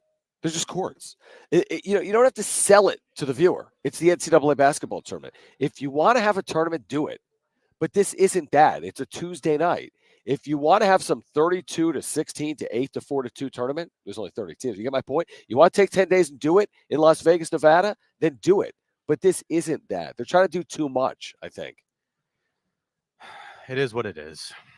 It is what it is. It is what it is. Are the Warriors still undefeated in that thing? I don't feel after the last couple of days, John. Honestly, I don't feel compelled to be angry at things. That yes, you do. No, I really don't. Well, it is you what better it is. Return to being Jim at some point. What? The Padres start 0-11. It's fine. It's okay. Yeah, it's fine. But it's been sunny. We're so fortunate. So it's actually raining outside. But I'm saying, Padres. On social media, John. We talked about this during the break. A's owner John Fisher. Yeah. He spoke with 3 protesters as far as the move that sell the team. Yeah. Oakland A's protesters. And he said to them, "It's been a lot worse for me than you." And I just thought, how so? I just thought to backlash. Myself, I thought to myself when I put it out there, I was like, "This is why Peter was so special. He was the complete opposite of everything John Fisher was as an owner, who was a crook and scum of the earth." Yeah, I mean, right. You don't even want to compare the two. Not even. You know what I mean? Like they're not really in the same. Yeah. Hey, but somebody actually replied to me and says, actually, it sounds like Jim Russell. No, not the new Jim Russell. The new Jim Russell is like, Manny Machado's over for his first 31. It's okay. He's having fun. He can do better. No, you're okay with it. It's fine. John, life is short. Yeah, you tell Manny after every game. Yeah, life's short. Life's short. Just be positive about life. It's fine. It's fine. You guys can go winless this year. Yeah. So, all right, get to the Blake Snell stuff because I'm about to end my positivity. Yeah, exactly. So Blake Snell got 28 of 30 first place votes, which is very impressive, near unanimous. My first question is, who the hell voted for him second? So there were 2 second place votes, which again doesn't shock me. His year was unbelievable, but I'm not shocked it wasn't unanimous. The 2 voters that did not vote Blake Snell, National League Cy Young Award winner, essentially, or voted for him second. Jordan Bastian, he covers either the Cubs or the White Sox. I'm not sure. Okay. Who did he vote for first? Like who was his Brandon first Webb. Brandon Webb was his first place vote? Correct. Okay. And it's actually, Logan Webb. Logan Webb's only first place vote. And then you have the highly acclaimed Sportico writer, Barry M. Bloom, who covers the Arizona Diamondbacks, reportedly. That was the only thing that I was wondering about today is would he be unanimous or not? Because he was. It was close. We all knew he was going to win it. There was no drama here. There was no intrigue. I'm sure everybody had everything ready to go as far as press releases go and graphics and video packages for Blake Snell because they all knew he was going to win. But really, Barry, it's honestly not surprising like at all. I'm sure that if you ask anybody with the Padres organization or anybody that knows Barry, it's and who did Barry vote for? And they saw it would just be a massive eye roll. That's what it is, just a massive eye roll. So he voted for Zach Gallen, which kind of coincides with him being a member of the Arizona chapter of the BBWAA. Barry Bloom covers the Diamondbacks. Is that accurate? Yes. Yeah, it doesn't make any sense. Anyway, Blake Snell, 28 first-place votes. Very impressive. His second Cy Young. He's got one in each league. He's a free agent. It's a big offseason for Blake Snell, and he will be paid handsomely by someone. And reportedly, the Padres will be among the suitors, along with the Dodgers and Giants. I'm sure there'll be others as well. All right, Annie Heilbrunn has covered the career of Peter Seidler as owner of the San Diego Padres. She'll join us on the other side of a break. We're at the Aztec for Life blood drive here at Viejas Arena. Hour 3 of Jon and Jim. That comes your way next.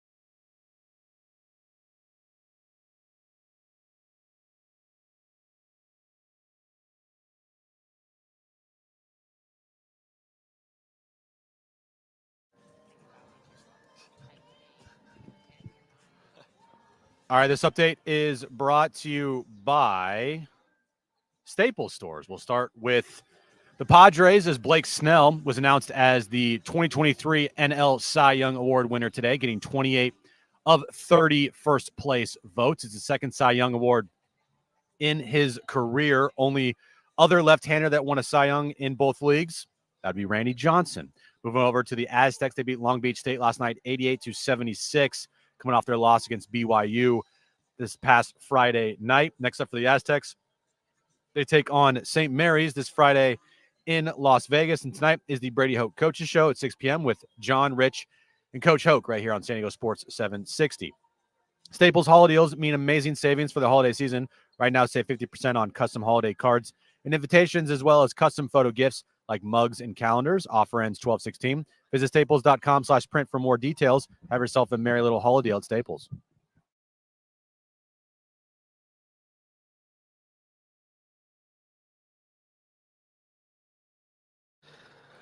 All right, San Diego and Southern California, what's going on? Final hour of Jon and Jim. We are at the Aztec for Life blood drive. We've said it's kind of fitting to be out in the community a day after the San Diego community lost one of the greats, Peter Seidler, Padres owner and chairman, who meant so much not just to Padres fans, but to San Diegans, gone at the way too early age of 63. It's always our pleasure to connect with Annie Heilbrunn, who, of course, has covered the Padres for a long time. And she's back with us here on Jon and Jim. Annie, I didn't ask you this before when we talked earlier, just texting back and forth. I don't personally know your relationship with Peter Seidler. What impact is this having on you as San Diegans deal with this huge loss? Yeah, good to be on with you guys, of course, Jon and Jim, and thanks for having me, first of all. But of course, it's horribly sad. I mean, I was not expecting that to come through yesterday. I was not expecting that at all, to be honest. The last I had heard about Peter not too long ago was that it was more of a hopeful tone that things had taken a turn for the better, and that was someone who knew kind of what was going on. And so you never know with these situations, obviously the privacy of a person's medical needs at the time and things like that. But I think that I'm not sure how fluid it was there in the last months or whatnot, but I assumed, and this is bad on me, that he had beat cancer twice, and I'm not sure exactly what was going on recently, but that he had taken a turn for the better, and we were going to see him in the next few months and at the new manager presser and things like that. So when that tweet came through and that notice came through from the Padres, I got to be honest, I pulled over. I pulled over in my car, and at first I was like, "Is this a joke?" And then I was like, "No, wait, this is the Padres." And then of course, we got more information from the PR staff and whatnot. But yeah, it was really shocking. He's way too young. 63 is way too young, and then it's always just so jarring especially when it's someone that you see or you've just you've talked to in the last whatever 6 months or things like that, and you're just kind of used to seeing around, and you don't think to yourself, well, that's maybe the last time I talked to him or the last time I see him or whatnot. But of course, he as you guys have talked about wonderfully during your show yesterday and today, he's done so much for San Diego, both inside the Padres, outside the organization. Just such a unique individual.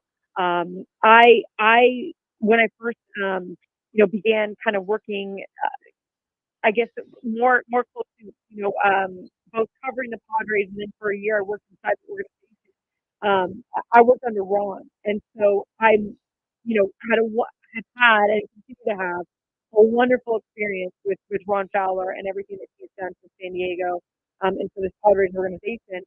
And so I didn't get to know Peter really until a little bit, later. And, you guys were talking about he hasn't been chairman for that long, but once I did, it was really a wonderful relationship. This is going to sound self-serving, and I don't mean it to be. I want this to be taken more as a example of who Peter was, but he would do this really to a lot of us, a lot of the journalists or the media or the broadcasters or whatnot. I'd get off the field after a post-game interview for TV, and there'd be a text from Peter. Love the interview, great job, and a Facebook emoji or something like that, or some kind of detail from a Q&A. I just read so-and-so's Q&A in the paper, didn't know he did this or that, really enjoyed it. That sort of thing. It's just nice. I mean, you just don't expect that sort of thing from an owner, especially, it's just a nice kind of pat on the back sometimes that, your work is kind of being seen or whatnot, but also just, him and that whole ownership group, Ron included, they just kind of saw you as people, you weren't just kind of the talking head or the person who wrote good or bad about the Padres or this and that. They really saw you as people, and that was something that Peter has just done so well. And I just want to tell a really funny story, and I know Peter wouldn't mind this one. You guys talked about, I'm sure, how he's dressed over the years, right? I mean, he's very unassuming. He shows up sometimes in pajama pants and really oversized sweaters or jackets or things like that. He doesn't, I guess, have the look, I guess, if you were thinking of like a stereotypical, owner of a team, showing up or whatever. And that's something that everybody loves about him, right? And I remember one day I was already inside and I was walking past the entrance from the player lot into the building, and Peter was standing there.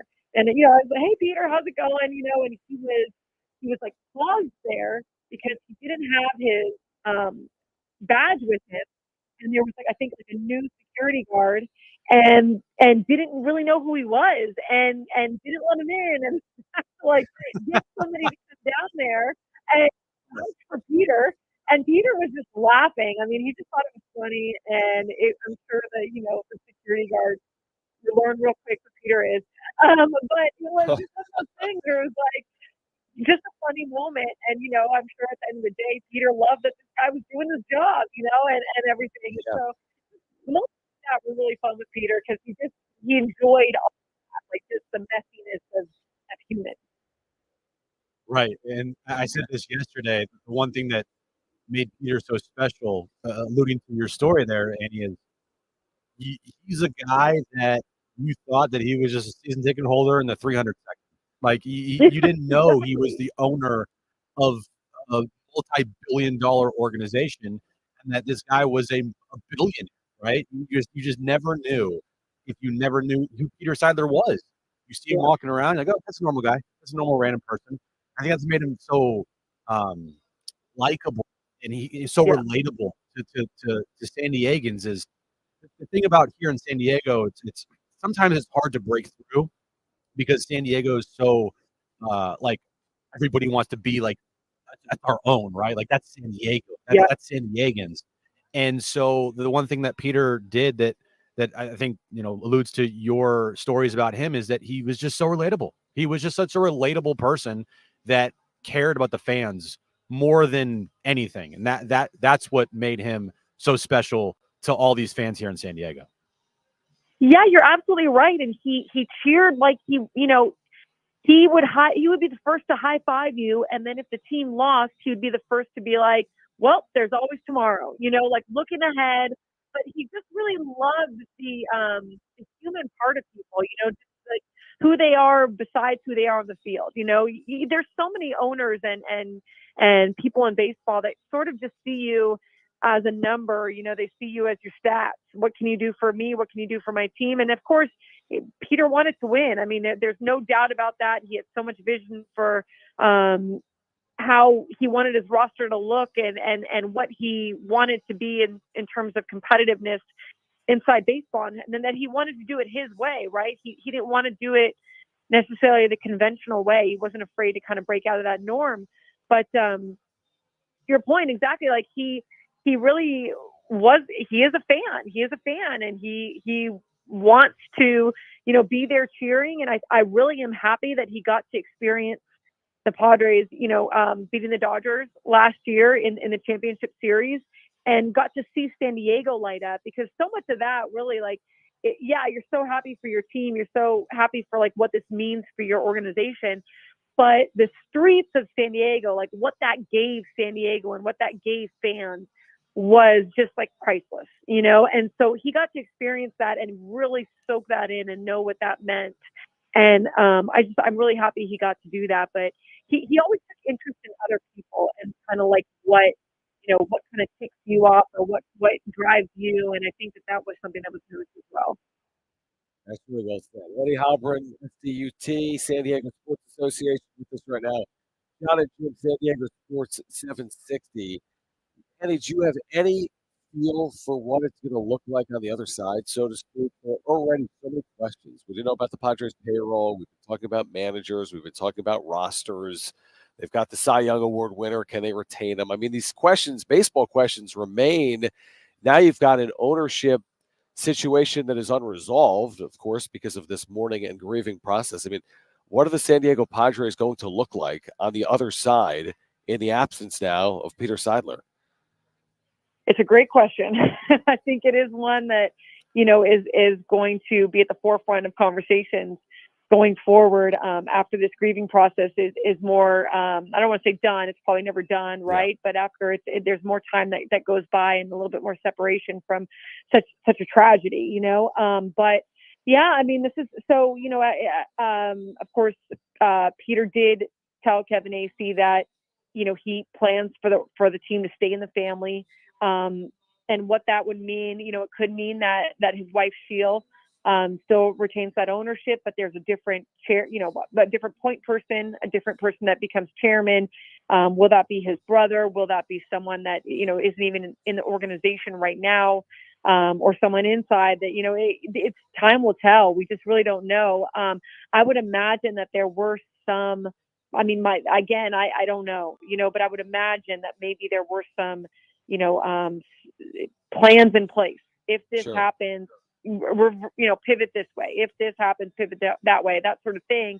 But they're going to need to work through this because it definitely is change, right? Like you even look at the relationship between Peter and AJ Preller, and obviously he's lost someone that's not just his owner and his confidant. Like AJ's lost someone who he really felt like probably was a family member to him, but if you look at it just as in baseball, like you think about relationships, like you kind of, the relationship shifts, like you have to kind of learn different ways to work with people now, because of different changes, and so there's definitely going to be a trickle down effect. We still don't know who the manager is. We still don't know, what this is going to look like. It would seem like the money issues and things like that, you would want to be extra cautious with, because you've got some flux right now happening, but again, I would think that they had plans in place to sort of,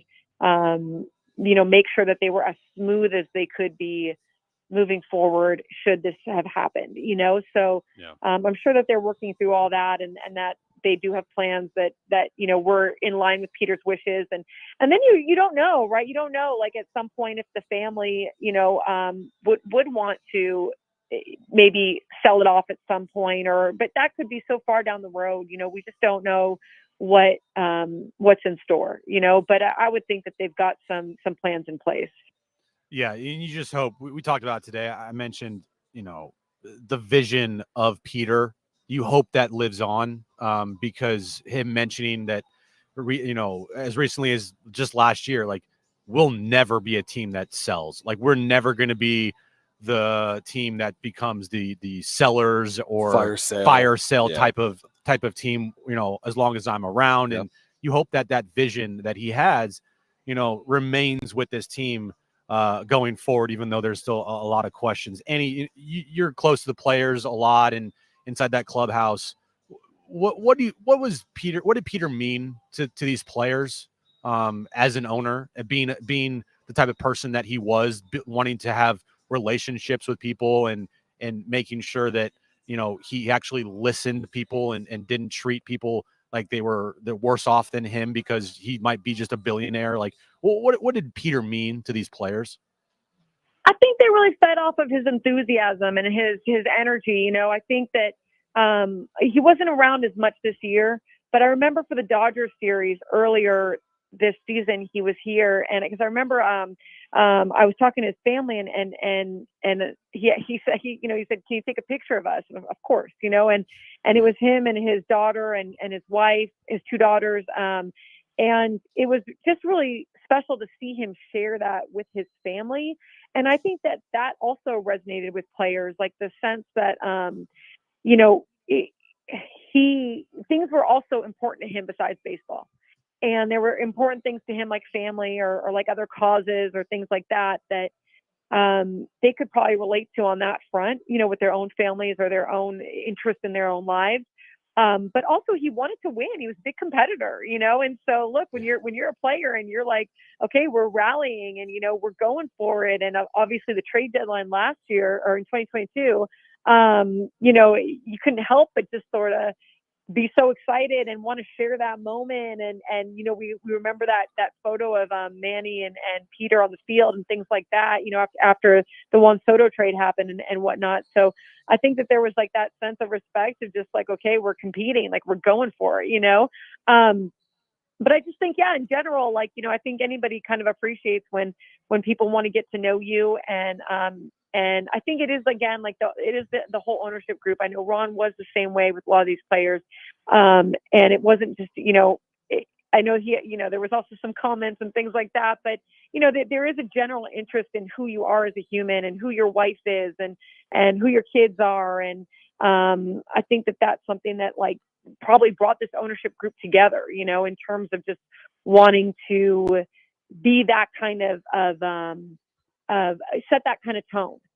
So Peter, I think that they respected that a lot about Peter. And then, he's quirky, right? I mean, like, how can you not smile when he's walking over to you, in his pajama pants, or, he's like, hey, we're going to beat the Dodgers today, or, things like that, where he's always upbeat and positive. And I think when you're in the grind of a baseball season and every day is kind of Groundhog Day, it's fun. Yeah. It's just a little fun to see that and have a break in your day and have a smiling face there and someone who just, wants to chat with you for a few minutes, and it doesn't have to be about anything in particular. So I think a lot of that added up to just, a lot of respect for Peter.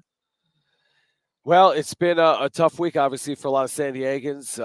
Annie, we appreciate you sharing some of your thoughts and memories with our listeners here today. You've done an incredible job, covering Padres baseball over the years, and we thought your perspective would be unique. So thanks for doing it for our listeners, Annie, and we look forward to doing it under some better times ahead as well. Absolutely, guys. Always love being on with you. So anytime. Have a great night at the blood drive as well. Hope they get a lot of contributions. Yeah, it's been amazing. We appreciate that, Annie. Thanks, Annie's doing Annie. great work with the UT, with the San Diego Sports Association as well. There's still a number of students and others that are here.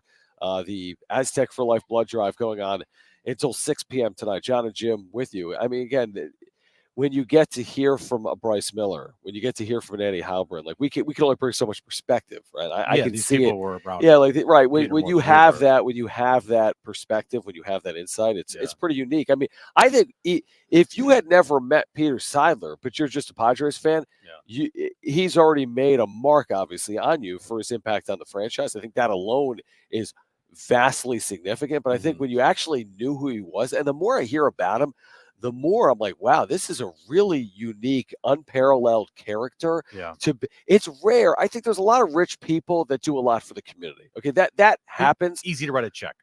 Right. So that happens. But to literally walk the streets of San Diego and talk without anyone even knowing it, to talk to the homeless community about why, in fact, they're on the streets and what led them here and what he can do to help those, and to travel around the country to try to figure out homeless solutions that would work in San Diego. Like, what? That's remarkable. Yeah. That someone in his stature, and there's a million other ways you could look at it, but for someone of his stature to take that upon himself is something that I wonder if anyone else would ever consider.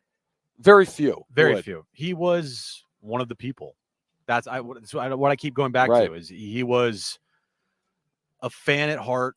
He was one of the people. He rarely stood out for other than people knowing it's Peter Seidler, right? But if you didn't know who he was at all or what he looked like, you didn't stand out in a crowd. And that's what made him so lovable in this town, is that he was one of the people. And I think San Diegans flocked to that more than anything. Is they don't want some elitist billionaire owner that never listens to the fan or never understands what the fan wants or never empathizes with the fan base over tough losses. Peter did all that. He did all of that for the fans, and that's why you see the outpouring from fans, because even if you didn't know him, you felt like you knew him. Yeah, no, that's well said. I thought, and by the way, I thought Kevin today with Darren, great, was really good. And I read the obituary that he did write, which was in fact an obituary yesterday from Kevin, and I thought that was really good. And we've talked about, like, we've only really heard from you, Darvish, on kind of publicly, right? Like, I haven't seen anything from Manny yet. I have not seen anything from Joe. Fernando, like, I haven't really seen much from anybody. And look, everybody grieves in different ways. We're going to hear from Manny, from Joe, from other people on the team and former players. I know he wasn't not around as much this year. Also, we don't know what those players have done, obviously, in private. Of course, with his fam. We don't know. We just don't know. We just don't know. But we do know that he definitely had relationships with all those players. Oh, yeah, no doubt. But Darnay Tripp tweeted out moments ago, Blake Snell won the Cy Young, and usually after that you have a press conference, or at least a conference call with people on the press on the winning the award. And he was asked about Peter. He said Peter was the first owner he ever had an hour-long face-to-face conversation with on the field. Says that knowing Seidler would have called and congratulated him today means a lot. Snell used the words gentle, genuine, pure, and loving to describe Peter Seidler. So, again, Peter would. You hear stories about Peter just sending off random texts like, "Oh, that was great," or like, "Oh, I like this interview." We heard from Manny, like, "Oh, that was great pitching performance tonight." He would just randomly send people texts that you hear. So it was special. It was definitely special, and it's just a loss that this community and the Padres, it's going to be a big hole there. Big hole. Yeah, I can, by the way, when I see those words from Blake Snell, I didn't hear him say it, but when I see that's vintage Snell to me. Like, Snell's a pretty unique character as a player, and he does get it. I like hearing from Blake Snell, and I like those words he said today about Peter Seidler as he was receiving his second career Cy Young, winning the 2023 National League Cy Young Award. We've got an update on the Draymond Green situation. How long will his suspension be? Plus, Jim's back page is still ahead. We're at the Aztec for Life blood drive here on the campus of San Diego State at Viejas Arena. We'll be here until 6 o'clock, and stay with us on Jon and Jim.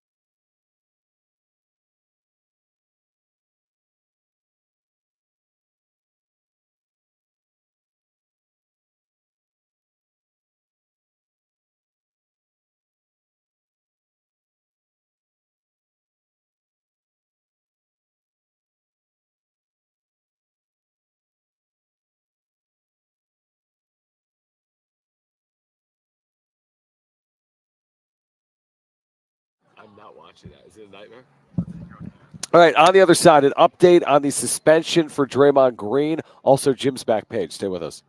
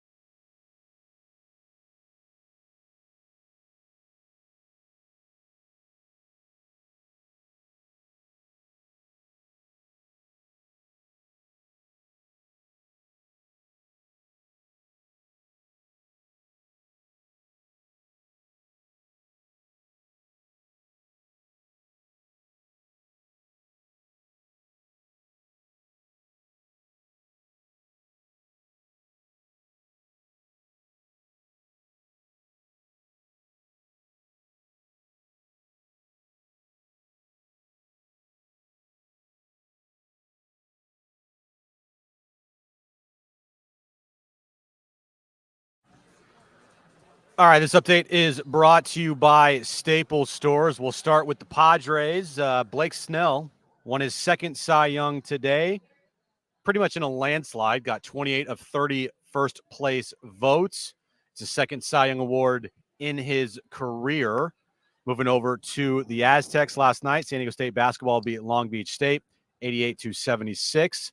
And now we'll take on St. Mary's this Friday in Las Vegas. In breaking news in the NBA, Draymond Green has been handed down a 5-game suspension after last night's altercation in the Warriors and T-Wolves game. Staples holiday deals mean amazing savings for the holiday season. Right now, save 50% on custom holiday cards and invitations, as well as custom photo gifts like mugs and calendars. Offer ends 12/16. Visit staples.com/print for more details. Have yourself a merry little holiday deal at Staples. And tonight, the Brady Hoke Coaches Show with John Rich and Coach Hoke at 6 p.m. right here on San Diego Sports 760.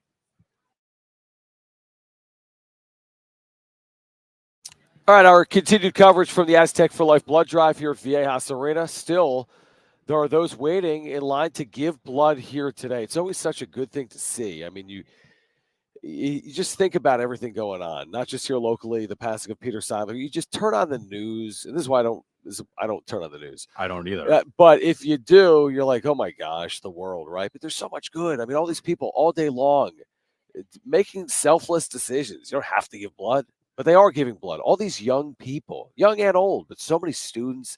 This, I think, is the largest blood drive in the state of California. It's their 7th year. Yeah. It's massive. The entire floor of Viejas Arena, hundreds of feet. It's been pretty cool to be a part of and to witness and see here today. Yep, it's been happening all day. Constant amount of people in and out, mostly students, which is great to see. But, you know, just the people here doing the work, they've been here all day, nonstop, no breaks. And to give back to the community, it's great to see. The Aztec Blood Drive, it's something that we were here last year as well, and it's just a great event that they do every year around the holidays that there's always ways to give back. We just had the Wounded Warriors Foundation give-a-thon here on San Diego Sports 760 and the iHeartRadio building cluster. And it's just always around the holidays, giving back is so important. And so today, being here, after what's happened with Peter in this town, it feels good to be at a place that is community first. And with us being on campus at San Diego State, with you mentioning, by the way, the Brady Hoke Show coming up at 6 p.m. If you're an Aztec fan, I think you'll enjoy our conversation from earlier that you'll hear at 6 p.m. on Brady's career, his retirement. You're going to get some perspective you haven't previously heard, probably coming up tonight at 6 p.m. right here on San Diego Sports 760. We talked earlier about Draymond Green. This was a big story last night with Draymond Green and his suspension, his ejection last night against the T-Wolves. Yeah. The headlock incident with Rudy Gobert. Yeah, the chokehold. Whatever it was. So the speculation was, well, if it's somebody else, you're still going to get suspended. But because it's Draymond Green, you're going to get more games. So the thought process was, you laid it out earlier, he could get 10-plus games for this violation. Yeah, NBA actually went softer there. They went 5 games on the suspension, the belief being that any player in the situation got games. Yeah. He got 5. So what do you make of that? Pretty reasonable, probably. Probably. He was going to get suspended no matter what, even if his name was not Draymond Green. Yeah, definitely. But being Draymond Green, you're probably going to tack on maybe 1 or 2 more games there to him. So maybe any other player, it's probably 3 games or maybe 2. But for Draymond, it's 5. It's not egregious. But that's just it's who he is. And he's mentioned it before that he's never going to change. It's worked for him up to this point, winning 4 NBA championships, Defensive Player of the Year, gold medal. He's going to be a Hall of Famer. Like, it's just when things work for you, you're just not going to change ever. Sure.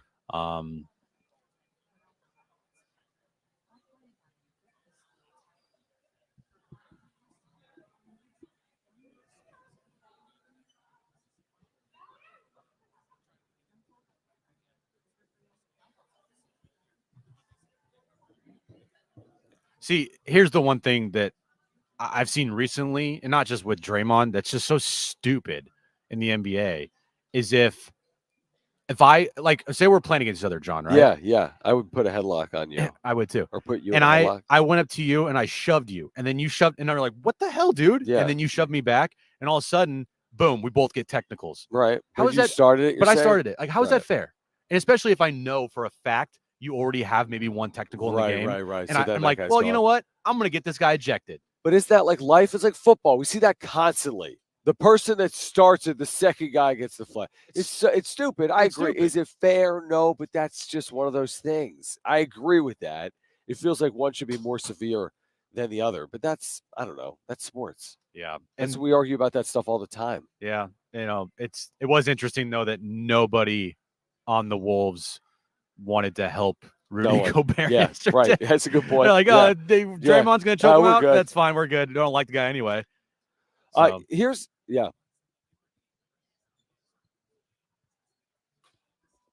I don't think Draymond was thinking, I want to get tossed, even though Rudy Gobert. Well, I mean, he looked and saw that Rudy Gobert was grabbing Klay Thompson and he was protecting his guy, but it's kind of under the water. Listen, Draymond's been, like the jury's out. Like the die's cast. It's going to be hard to change people's opinions of Draymond Green. Oh yeah, regardless of this. This has nothing to do with an opinion on Draymond Green. Your feelings on him haven't changed based on what's happened last night. No. Nor will they for the remainder of his career. No, he is who he is.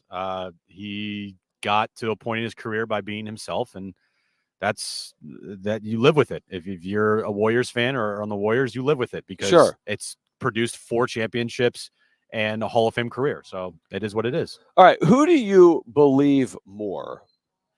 Jon Heyman, who said today that it's unlikely Juan Soto gets traded this offseason, or basically the rest of the baseball community. And I'm talking about very influential names, reporters, Jeff Passan even writing about it. Right. This idea that I don't know if it's inevitable, but maybe it's likely that Juan Soto is moved this offseason. I don't know if the ownership dynamic will play any role at all in what's to play out this offseason for the Padres, including Juan Soto's future. But John Heyman saying today it's unlikely that Juan Soto gets traded this offseason. We've heard others completely run counter to that fact over the last couple of weeks. And one thing he said is that it doesn't feel like it's in the Padres' DNA to like sell.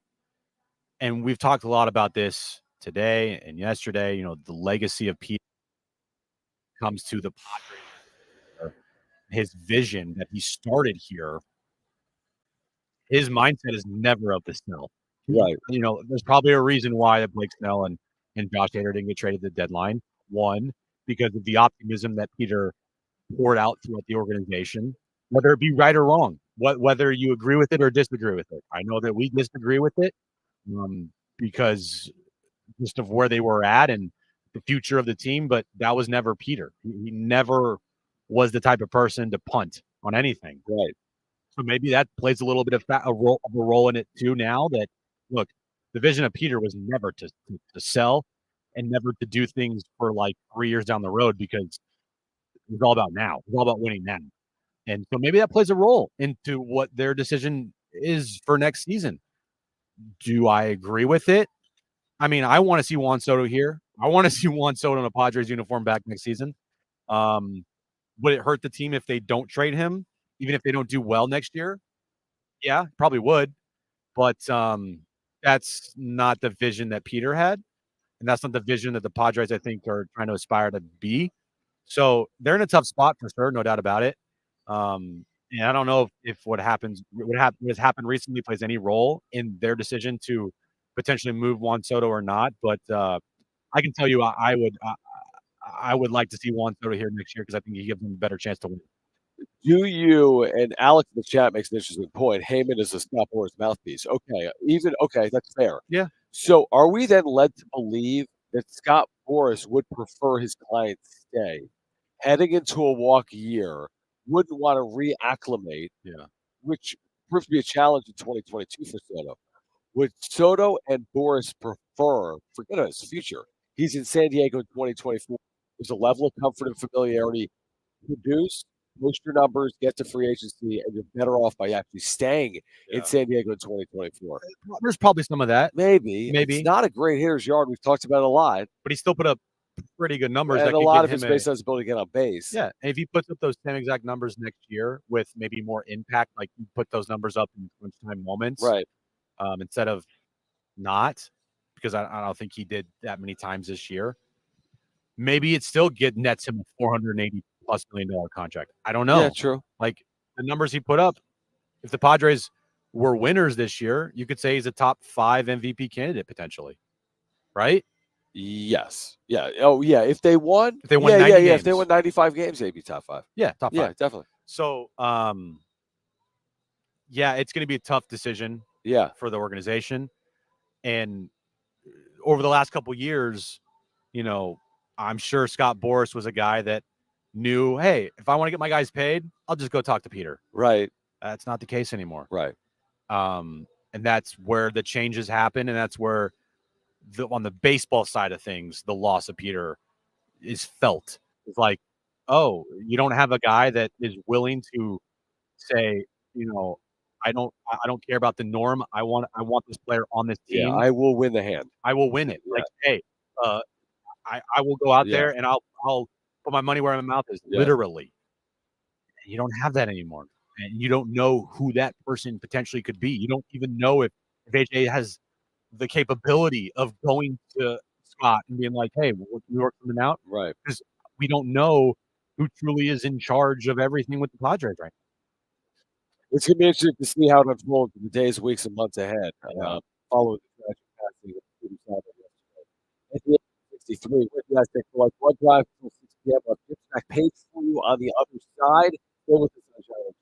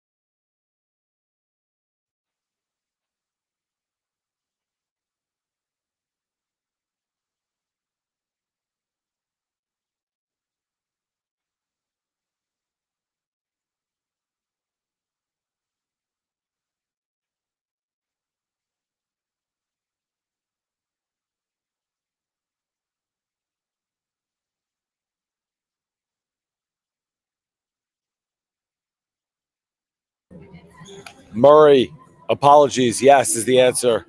Thank you for the super. We're at Viejas, so we got a lot of things going on. We appreciate your super chat. He says, on Peter's life, Jerry Coleman would say, man, you could hang a star on that one. Great super chat, great comment. We've enjoyed interacting with Padres fans the last couple of days, obviously, on the passing of Peter Seidler, talking to our guests as well. So thank you, Murray, for your support of the channel. Guys, if you're here, subscribe. Thank you for your support. And we appreciate it, Murray. Thank you so much, man.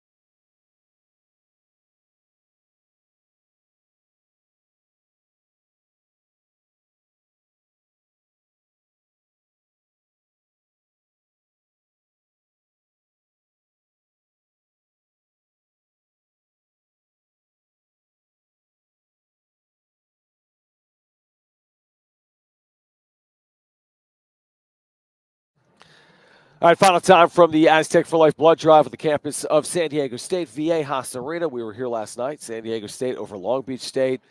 Today, countless people giving blood throughout the course of the day. The largest blood drive in the state of California, a 7th consecutive year. It's been a great event to be a part of, especially the day after the passing of Peter Seidler, what he meant to this community. To see so many today giving to our community has been really enjoyable, I think, for us to watch here today at Viejas. We're going to have Jim's back page for the first time since Monday, maybe? Yes, We yes, took we a day will. off. Yeah, we did. I mean, for good reason, obviously. But Yeah. but we said it today. It's like in life, it always moves forward with always an eye on the past. Right. Never forgetting Peter, but always moving forward in life. And that's kind of how, this show operates. And every show I'm sure operates as well, is like the moving forward here is going to be tough. I know fans and I think people that are Padres fans especially don't want to think of a future without Peter here. Yeah.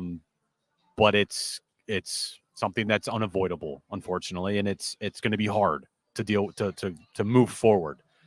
Yeah, the managerial press conference, and we'll get more into this maybe tomorrow, is going to be really surreal and odd. It will be. And it's coming because they just have to, because that's how this process plays out, and they will make a determination, and maybe they hire someone Monday, maybe it's next Friday, whatever it is, they're going to make a hire, and they'll have a press conference, and it will be. There will be another baseball season. There'll be trades, and there'll be moves, and there'll be contract negotiations. And there will be cheering. There will be anger. Booing, there will be booing. Everything. It's just the way that it is. And you hope that Peter's vision of this team remains the same. I agree. That's something that, as far as always being at the big boy table.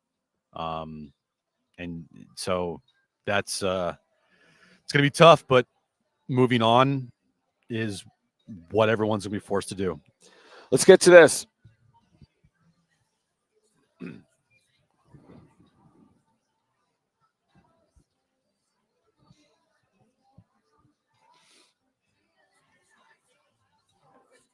John, if I told you, welcome to Good Burger, home of the Good Burger, can't take your order, what movie is that from? Full House. I have no idea. I literally have no idea. Really? You don't know? I no idea. Brent. Welcome to Good Burger, home of the Good Burger. Good Burger. Can I take your order? Good Burger. Well, Arby's, in partnership with Paramount Plus, is bringing the iconic Good Burger meal to life with its latest. With its latest menu offering. The Good Burger 2 meal consists of Arby's Deluxe Wagyu Steakhouse burgers. Okay. With a strawberry shake and fries. The meal costs $12.99. Brent, no orange soda. No orange soda. I am appalled. Orange. Yeah. Can I get an orange soda, please? That's I grew up on orange soda. I lived off Sunkist. Did you? Like water to me? Yeah. It was a problem. Oh, interesting. I didn't realize that. So okay, so I remember Orange Crush. Orange Crush, man. So okay, Sunkist. this is at Arby's for a limited time. For a limited time, fans can also show their love for Good Burger with exclusive merch available at the Arby's shop website.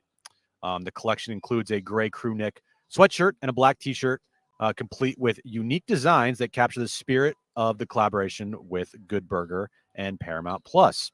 Good Burger 2, John, a sequel to the 1997 feature film, will premiere on Paramount Plus on November 22nd. Oh, I'll be there. You will. Yeah, can't wait. I bet you can't.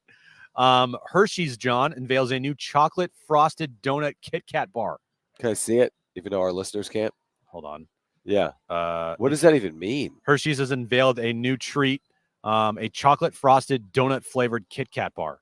The new flavor, which Hershey's says is like biting into a fresh donut with milk chocolate layered delicately on top of a donut flavored cream, will be available starting November 17th. Here's what it looks like. So hold on. Donut flavored Kit Kat. Were we missing this, Brent, in our lives? A donut flavored Kit Kat? No, it looks actually really good. I kind of love see it. No, but when you see it, it looks really good. Well, take away the donut, John. It's just like a Kit Kat with the bottom looking like a donut because it's the color of a donut, regular donut, and then the top is chocolate. Yeah, I like it. I'm here for it. There you go. A donut flavored Kit Kat bar. Available soon, John. Available. Okay. Excuse me, or let me pull this up here. November 17th. Yeah, so Friday. So this Friday, yeah. And finally, John, I know you're super excited and you've been waiting a long time for Marvel to announce who will be Mr. Reed Richards in the upcoming Fantastic Four movies. Freddie Prinze Jr. You're not even close. Okay. Do you know the name Pedro Pascal? He's very famous. Oh, left-hand reliever? No, John. Okay. No. He played and plays the Mandalorian. Yeah, but no, you don't even see that person. He also plays, Joel in The Last of Us. Mandalorian is wearing a armor or something. He voices him, and also he has taken off his helmet before, even though it's against Mandalorian rules and laws. Okay. Well, to him, it's like the way of the creed. Yeah, sure. But he voices the Mandalorian, so he is the Mandalorian. Okay. But now he will be Mr. Reed Richards in the Fantastic Four. Mr. Fantastic. Okay, so the main character is that like being Spider-Man and Spider-Man? Yeah. Okay. Because Marvel's going through a little bit of a tough time for some fans. I personally don't think it's that rough, but Fantastic Four has been on the books for a while now. No, not Pablo. It's Pedro Pascal. Right. Anyway, let's see if I know this guy. Mr. Fantastic. I've seen this guy. Reed Richards. Yeah, of course you have. Yeah, he pitched. Game of Thrones. Yeah, he pitched for the Braves. Good job at the back page. We are back tomorrow at 3. Brady Hoke Show coming up on the other side. We'll talk about Brady's retirement, me and Rich, for an hour with the head coach of the Aztecs. We're back tomorrow at 3. If you missed anything today, sportsSD.com, iHeartRadio app, iTunes, TuneIn Radio, Spotify. Find us on YouTube. Search for Jon and Jim 760. Find us on social media. Search for Jon and Jim. JONANDJIM. Good times today out at the Aztec for Life Blood Drive. We're back tomorrow at 3. For Brent and Jim, I'm Jon. Keep it here. Brady Hoke Show is next on San Diego Sports 760. Okay, be positive, everybody. There you go. The new Jim.